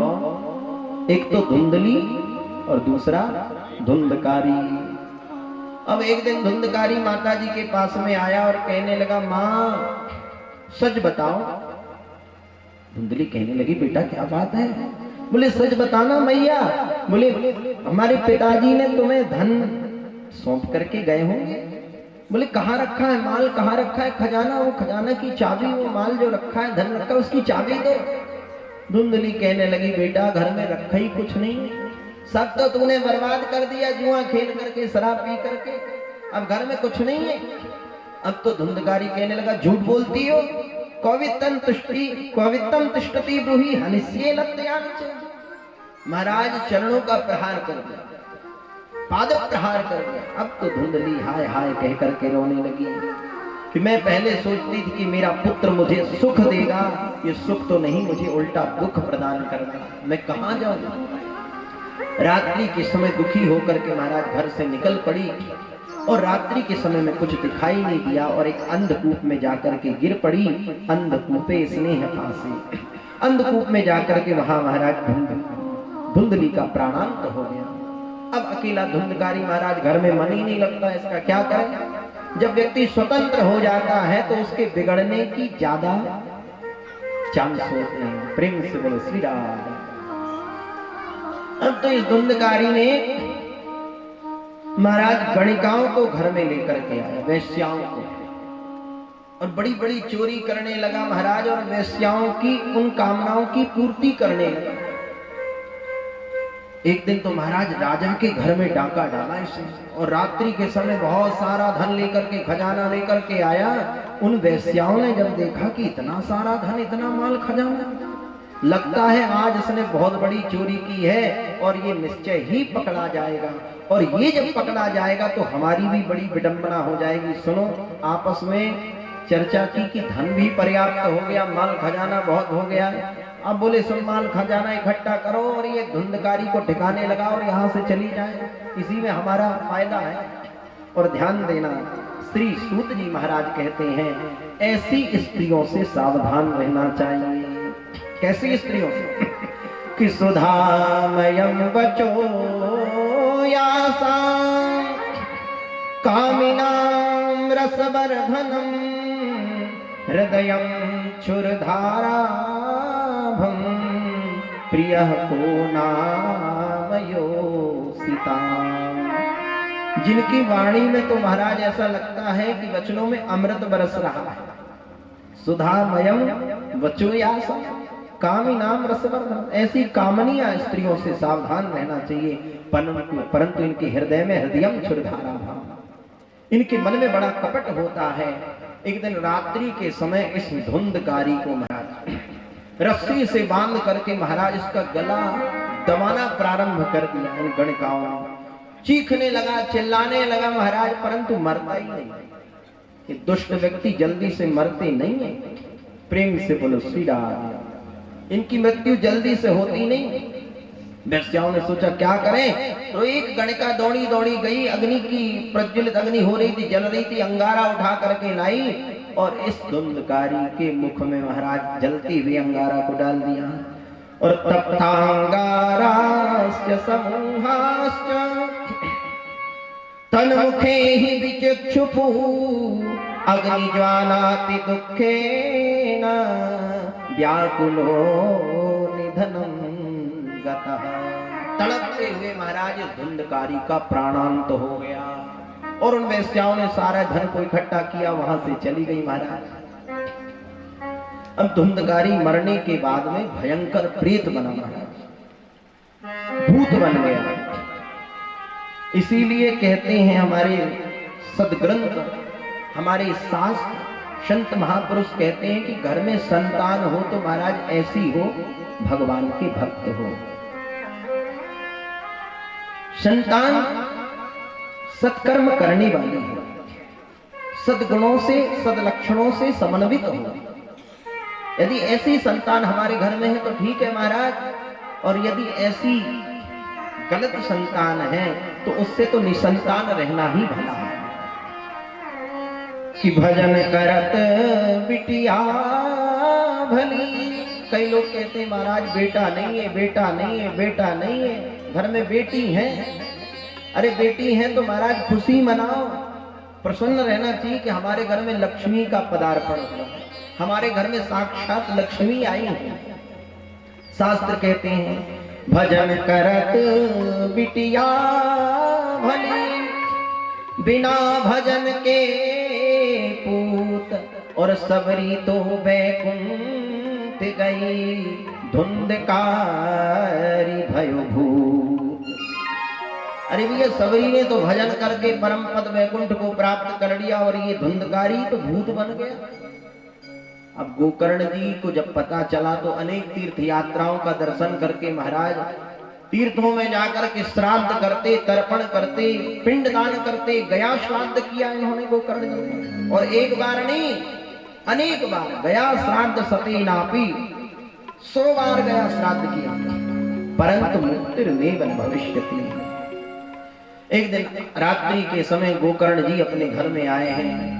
सोचा कि अब रात्रि का समय है, किसी को जगाना उठाना अच्छी बात नहीं है, प्रातः काल होगा तब चर्चा करेंगे। रात्रि के समय एकांत आसन में महाराज उजड़ा हुआ स्थान था, घर में तो कोई था ही नहीं महाराज, पूरा जंगल मर गया था घर। थोड़ी सी जगह को साफ सफाई करके वहीं महाराज आसन लगाया, रात्रि में विश्राम करने लगे तो क्या देखा, अचानक एक भेड़ का बच्चा प्रकट हो गया। जब गौर से देखे तो महाराज हाथी बन गया, कभी गधा बन जाता है, कभी मनुष्य का शरीर धारण कर लेता है। अब तो गोकर्ण जी को महान आश्चर्य हुआ कि ये क्या है, तो पूछ लिया कि तुम कौन हो, तुम्हारा परिचय। तो महाराज जोर जोर से रोने लगा, परंतु कुछ बोलता है। ये जो भूत होते हैं ना, ये बोल नहीं सकते, इनकी वाणी नहीं होती, ये कुछ बता नहीं सकते। गोकर्ण जी समझ गए। तुरंत ही महाराज अपने कमंडल से जल निकाला और गंगा जल को मंत्र से अभिमंत्रित करके जैसे ही संचित किया उस प्रेत से, तो प्रेत की वाणी एकदम प्रकट हो गई और प्रेत बोल उठा कि अहम भ्राता त्वदीयोऽस्मि धुंधकारी नामतः स्वकीयेनेव दोषेण ब्रह्मत्वं नासितं मया। हे भैया अहम भ्राता त्वदीयोऽस्मि, मैं तुम्हारा भाई हूँ, मेरा नाम धुंधकारी है। स्वकीयेनेव दोषेण, स्वयं के पाप कर्मों के द्वारा मेरी ये दुर्गति हुई है। गोकर्ण जी कहने लगे भैया तुम्हारे लिए तो हमने पिंडदान किया, गया में श्राद्ध किया, तुम्हारी मुक्ति नहीं हुई। प्रेत कहने लगा गया श्राद्ध सतेनापि मुक्तिर्मेव न भविष्यति। महाराज एक नहीं 100 बार भी मेरे नाम से गया श्राद्ध कर दिया जाए तो मेरे समान 1 नंबर के प्रेत की मुक्ति हो नहीं सकती। महाराज कोई दूसरा उपाय करें। गोकर्ण जी कहने लगे ठीक है, अभी रात्रि का समय, अभी जाओ यहाँ से विश्राम करो, प्रातः काल होगा तुम्हारी मुक्ति के साधन हम अवश्य करेंगे। प्रातः काल हुआ, भगवान भुवन भास्कर सूर्य नारायण को प्रणाम करने लगे। सूर्य भगवान का रथ रुक गया और भगवान सूर्य नारायण ने ही उपदेश किया कि श्रीमद् भागवतां मुक्ति सप्ताह वाचनम कुरु। हे गोकर्ण, हे प्रिय गोकर्ण, अपने भैया के मुक्ति के लिए तुम दिव्य श्रीमद् भागवत की कथा सुनाओ, जिससे तुम्हारे भाई की मुक्ति हो जाएगी। उसी समय गोकर्ण जी ने दिव्य आसन बनाया, और श्रीमद् भागवत की कथा का गान प्रारंभ किया।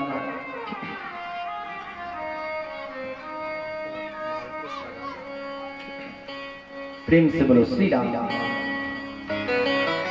जैसे ही मुक्त कंठ भागवत की महिमा का गान प्रारंभ हुआ तो यह प्रेत धुंधकारी आकर के बैठ गया। जैसे ही बैठा तो हवा का झोंका चला महाराज तो उड़ गया, क्योंकि प्रेत का स्वरूप थोड़ी होता, वायु प्रधान हवा के जैसे हवा चली उड़ गया।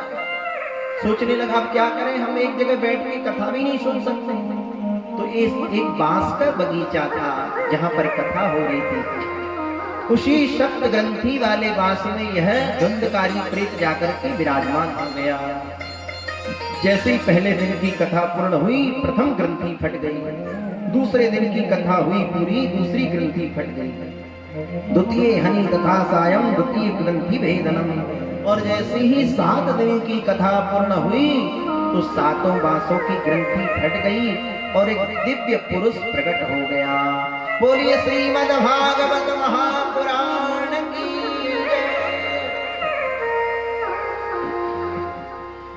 कि दिव्य रूप धरो जाता तुलसीदास मंडितः पीतवासा घनश्यामो मुकुटी कुंडलान्विता।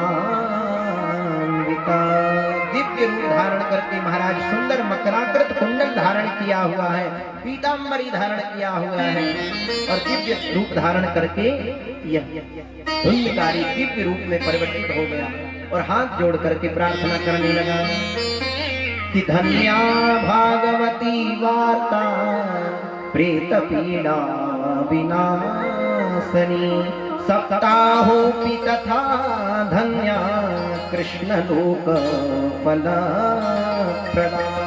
धन्य है भागवत की कथा जो मेरे जैसे पाप पारायण प्रेत का भी कल्याण करती है। उसी समय दिव्य विमान प्रकट हो गया, आकाश में पुष्प वृष्टि होने लगी, नगाड़े बजने लगे, घंटा का निनाद होने लगा, शंख ध्वनि होने लगी। देवता लोग आकाश में प्रकट हो गए महाराज और दिव्य विमान पर आरूढ़ होकर के यह धुंधकारी का परम कल्याण हो गया। बोलिए श्रीमद् भागवत महापुराण की जय। अब तो महाराज जितने श्रोता विराजमान थे सबका मुंह लटक गया। महाराज कथा तो हमने भी सुनी है, केवल धुंधकारी ने थोड़ी ना कथा सुनी। फिर विमान एक ही क्यों आया?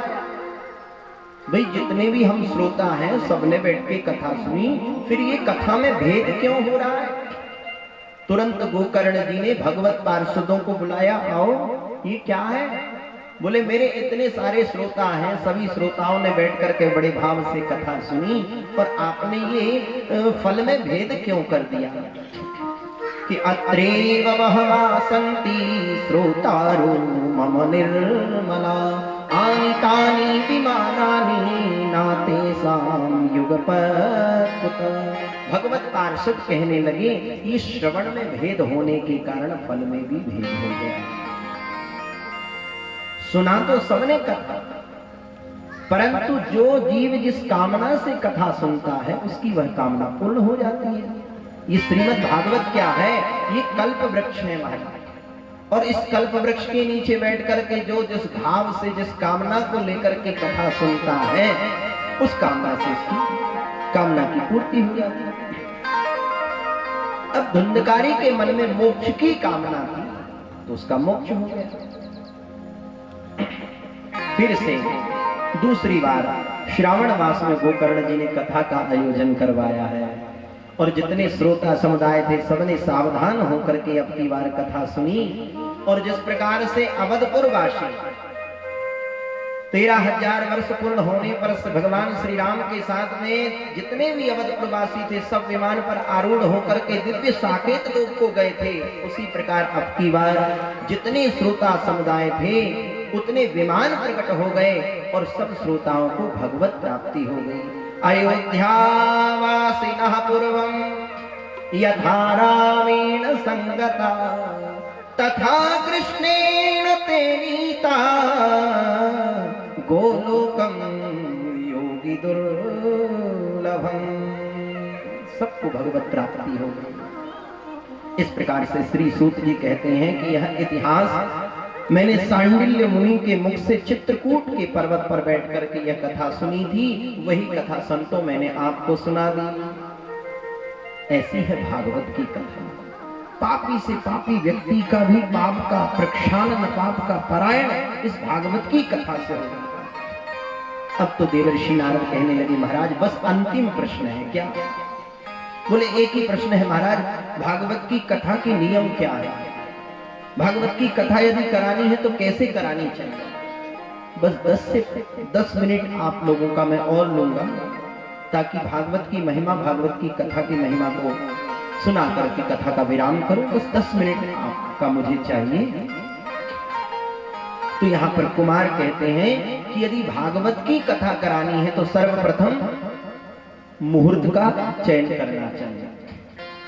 देवज्ञं तु समाहूय मुहूर्तं प्रक्षयतनता विवाहे यादृशं वित्तं तादृशं परिकल्पये। किसी दैवज्ञ, किसी ज्योतिषी विद्वान ब्राह्मण को चयन करना चाहिए, बुलाना चाहिए और बुला करके उससे मुहूर्त पूछना चाहिए, महाराज हमें भागवत की कथा करानी है, आप कोई सुंदर दिन, कोई सुंदर तिथि, कोई सुंदर मुहूर्त बताओ। और जब मुहूर्त दिन तिथि निश्चय हो जाए तो जैसे प्रकार, जिस प्रकार हम बिटिया का विवाह करते हैं और बेटी का विवाह के लिए धीरे धीरे थोड़ा थोड़ा धन इकट्ठा करते हैं महाराज, कभी कुछ सामान ले लिए, कभी कुछ सामान ले लिए, कभी कुछ बैंक में जमा कर दिए, थोड़ा थोड़ा पैसा। इसी प्रकार विवाहे यादृशं वित्तं तादृशं परिकल्पये, धीरे धीरे थोड़ा थोड़ा पैसा इकट्ठा करके और भागवत की कथा का आयोजन की तैयारी करना चाहिए। भागवत का वक्ता कैसा होना चाहिए, इसमें आयोजकों को बड़ी सावधानी की आवश्यकता है। आजकल तो बहुत भागवत की कथाएं हो रही हैं, परंतु यदि भागवत का वक्ता का यदि चयन करना है तो बहुत सोच समझ करके करना चाहिए। जैसे किसी व्यक्ति को कोई बीमारी हो जाए, कोई शरीर में वैष्णवो विप्रो, पहली बात बताई विरक्तो। भागवत का जो कथाकार है, भागवत कथा का जो कथावाचक है, वो विरक्त होना चाहिए। विरक्त का मतलब ये नहीं होता कि घर परिवार छोड़ करके, संसार छोड़ करके बाबा जी बन जाए।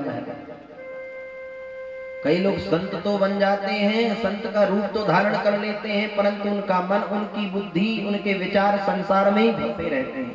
विरक्त उसे कहते हैं जो संसार में तो रहे परंतु संसार को अपने भीतर न रखे।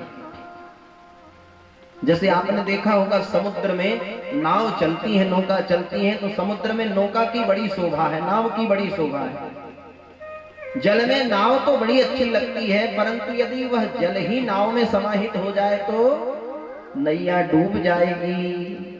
इसलिए संसार में तो हम रहें परंतु संसार को अपने भीतर न रखें, उसे कहते हैं विरक्त। दूसरी बात वैष्णवो, वैष्णव यानी भगवान विष्णु, भगवान नारायण, भगवान श्री कृष्ण का उपासक हो, उसे वैष्णव कहते हैं। जो भगवान नारायण की दीक्षा ले, भगवान श्री राम रामानुज संप्रदाय से हो, वैष्णव संप्रदाय से हो, वैष्णव होना चाहिए। वैष्णव का मतलब भगवान विष्णु का उपासक, भगवान विष्णु का भक्त, भगवान नारायण का भक्त। तीसरी बात विप्रो, भागवत का जो कथावाचक होना चाहिए वो ब्राह्मण होना चाहिए। आजकल समाज में बड़ी विडंबना है, जिसको इस कथा का अधिकार नहीं है वो भी समाज में कथा कर रहे हैं, वो भी व्यास गद्दी पर बैठ करके भागवत की कथा सुना रहे हैं। भागवत कथा का अधिकार तो केवल ब्राह्मण को ही है। ये हम अपने मन से नहीं कह रहे हैं, ये भागवत जी के महात्मा में लिखा। विरक्तो वैष्णवो विप्रो वेद शास्त्र विशुद्धिकृत, वेद शास्त्रों को जानने वाला हो, जो गुरु परंपरा के द्वारा जिसने वेद का अध्ययन किया है, शास्त्र का अध्ययन किया है, जो श्लोकों का शुद्ध उच्चारण कर सके, विशुद्धिकृत दृष्टांत के माध्यम से श्रोताओं को बड़ी से बड़ी गूढ़ बात बड़ी सरलता से, सहजता से समझा सके, ऐसा वक्ता होना चाहिए। ब्राह्मणों का वर्ण करना चाहिए, कथा में कोई विघ्न उपस्थित ना हो, इसलिए भगवान के द्वादशी अक्षरी मंत्र का जप भी होना चाहिए, भागवत का पाठ भी होना चाहिए। महाराज कथा सुननी है तो क्या नियम धारण करें? तो यहाँ पे ऋषि कहते हैं घृतपानम पयःपानम कृत्वा वे शरण्यात् सुखम। बोले घी पी करके कथा सुननी चाहिए। अब तो नारद जी कहने लगे वाह महाराज, आपने तो ऐसे नियम बता दिए कि कलयुग में तो ये बड़ा कठिन है महाराज। दूध नहीं मिलता, शुद्ध दूध कलयुग में नहीं मिल रहा, घी कहाँ से मिलेगा महाराज? पहले एक एक घर में 5-5, 10-10 गाय रहती थी, गौ माता की सेवा होती थी, आजकल वो भी नजर नहीं आता, घी कहाँ से मिलेगा? तो बोले और संशोधन महाराज ये भी बड़ा मुश्किल है।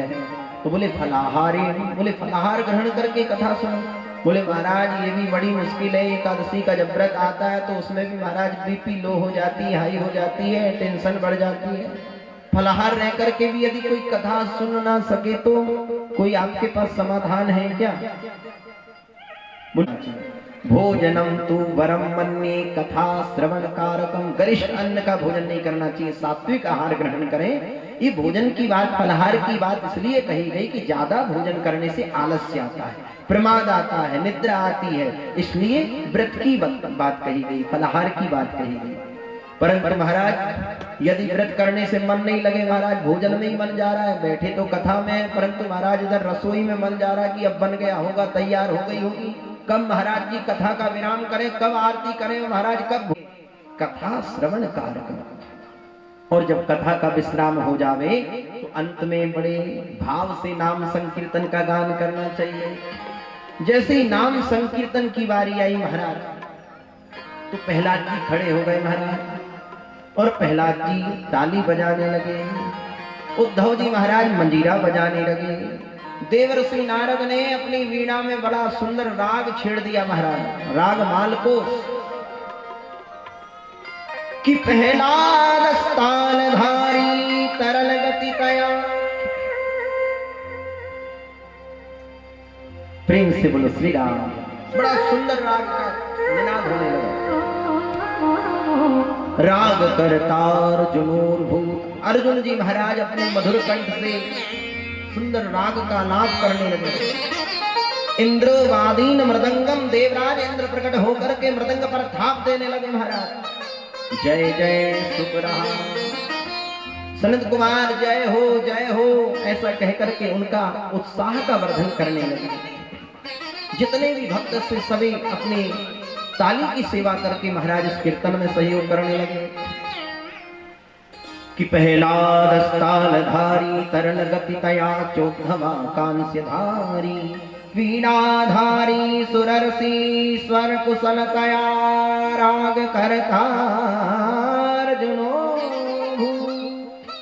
इंद्रोवादीन मृदंगम। जय जय शुक्रा कीर्तने ते कुमारा यत्राग्रे भाव भक्ता सरसर चनया व्यास पुत्रो बभू। बड़ा सुंदर नाम संकीर्तन गंगा तट पर महाराज होने लगा। आइए हम भी बड़े अपूर्व दिव्य भाव से भगवत नाम का गान करें। और इसी के साथ में महाराज आज की कथा का यहाँ पर विराम। बड़े अपूर्व दिव्य भाव से ताली का सहयोग करते हुए मन और भाव से महाराज भाव चित्त होकर के समाहित भाव से इस भगवान नाम का गान करते हैं। प्रभु से यही प्रार्थना करें कि हे प्रभु हमेशा ऐसी कृपा बनाए, ऐसा साथ आपका मिले, ऐसा जन्म जन्म का साथ ऐसे थोड़ी मिलेगा भैया। ऐसे आलसी बन करके बैठे रहने से ठाकुर जी कृपा थोड़ी न करने वाले। जरा चकाचक ताली सेवा करते हुए। और सुनो, जब हम ताली बजाते हैं ना तो जो हमारे हाथों की जो रेखाएं हैं वो बदल जाती हैं। किसी ने कहा जो हमारे हाथों में जो भाग्य की रेखा होती है वो एकदम बड़ी हो जाती है, राहु वाली रेखा।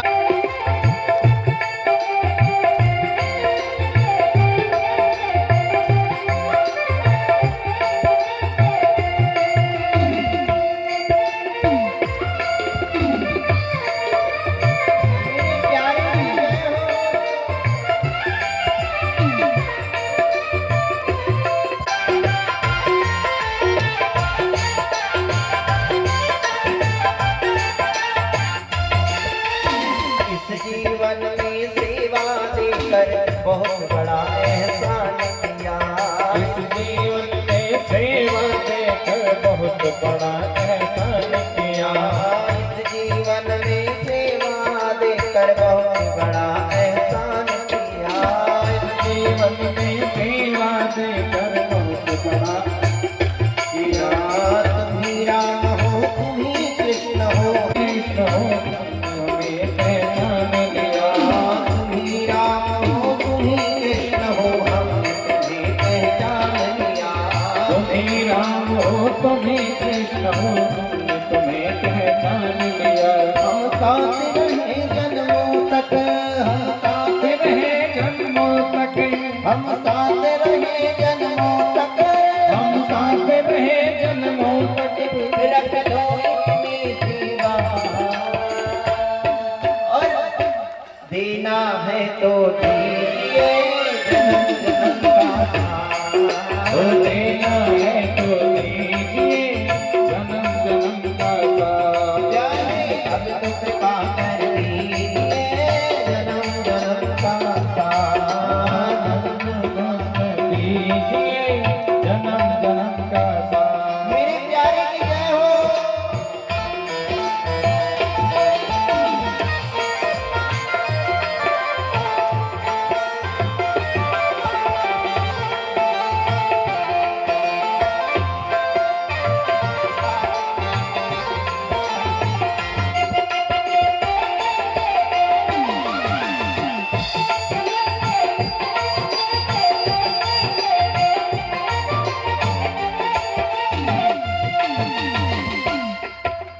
झुलस रही है गम की धूप में प्यार छैया कर देना।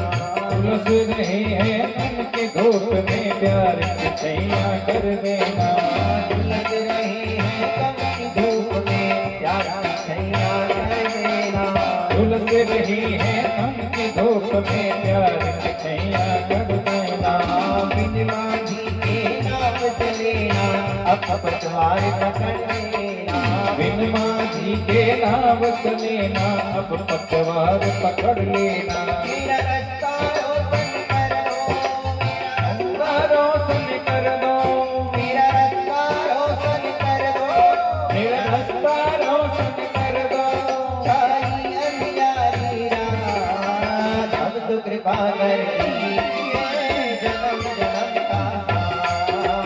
देना है तो दीजिए जन्म जन्म का साथ। मेरे सिर पर रख गिरधारी, मेरे दिल पर रख गिरधारी, मेरे सिर पर रख बनवारी। मेरे सर पे रख बनवारी। और देना हो तो दीजिए जन्म जन्म का साथ। देना है तो दीजिए जन्म जन्म का साथ। देना हो तो दीजिए जन्म जन्म का साथ। देना है तो दीजिए जन्म जन्म का साथ।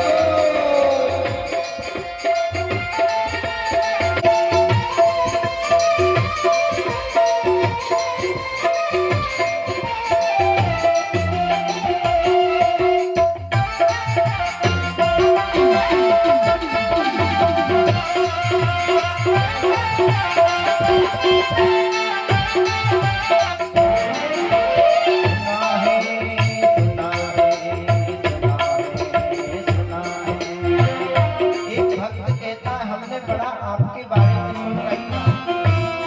क्या सुना? हमने सुना है कि हे प्रभु आप बड़े दयालु हैं। और केवल दयालु ही नहीं हो, इतने कृपालु हो कि आपकी शरण में जो एक बार चला जाता है उसे आप गले से लगा लेते हैं। बोले हमने सुना है, सुना है, सुना है, सुना है, सुना है, सुना है। हमने क्या मांगा जो देने से घबराते हो। ऐसा हमने क्या मांगा जो तेरे से घबराते हो। चाहे जैसे रख बनवारी, चाहे जैसे रख बनवारी, चाहे जैसे रख गिरधारी, चाहे जैसे रख गिरधारी। होती नहीं मुलाकात और देना हो तो दीजिए जन्म जन्म का साथ। देना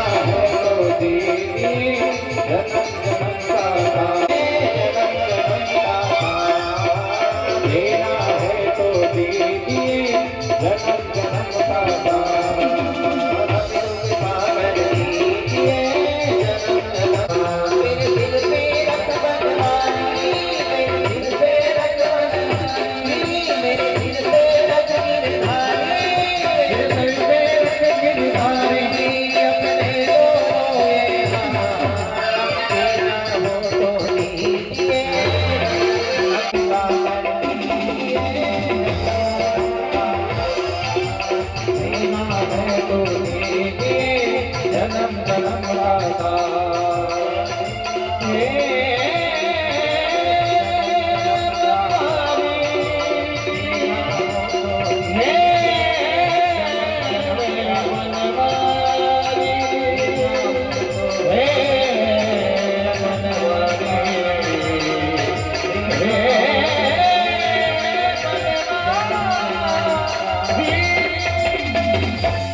मन में बसा कर तेरी मूर्ति उतारो है गिरधर तेरी आरती। मन में बसा कर तेरी मूर्ति उतारो मैं गिरधर तेरी आरती। मन में बसा कर तेरी मूर्ति उतारो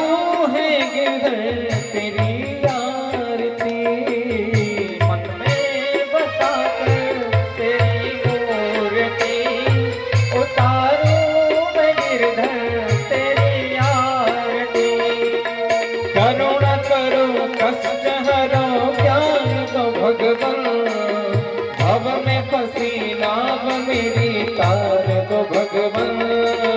करुणा करो कष्ट हरो ज्ञान दो भगवन। भव में पड़ी नाव को मेरी तार दो भगवन। दर्द की दवा तुम्हारे पास है, दर्द की दवा तुम्हारे पास है। ये जिंदगी मन में बसा कर तेरी मूर्ति उतारो कन्हैया तेरी आरती। मन में बसा कर तेरी मूर्ति उतारो कन्हैया तेरी आरती। ऐसे नहीं प्यारे पीछे वाले भी चकाचक सारी सेवा कर रहे।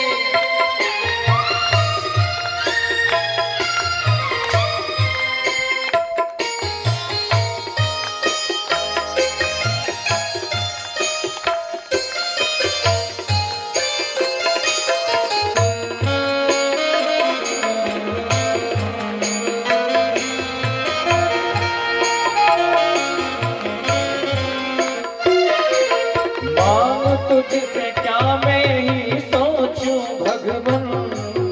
जिंदगी जब तेरे नाम कर दिया अर्पण। मांग तुझसे क्या मैं ही सोचूं भगवन।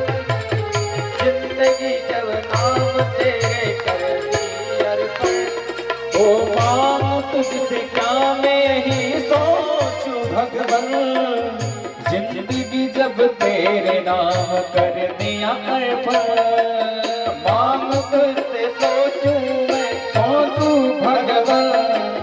जिंदगी जब तेरे नाम कर दिया अर्पण। वो सब कुछ तेरा नाथ कुछ नहीं मेरा। सब कुछ तेरा नाथ कुछ नहीं मेरा। चिंता तुझको है प्रभु संसार की। मन में बसा कर तेरी मूर्ति उतारू कन्हैया तेरी आरती।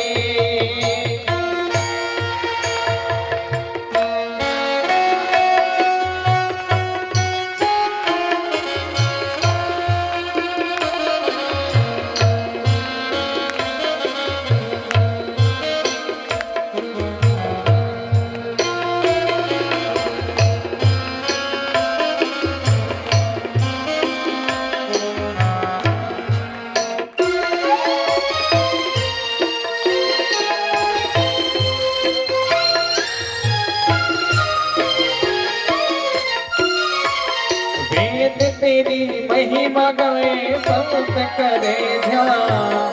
नारद गुण गान करे छेड़े वीणा दान। वेद तेरी महिमा गाए संत करे ध्यान। नारद गुण गान करे छेड़ वीणा दान। वेद तेरी महिमा गाए संत करे गान करे छेड़े वीणा तान। वेद तेरी महिमा गाए संत करे ध्यान, नारद गुणगान करे छेड़ वीणा तान।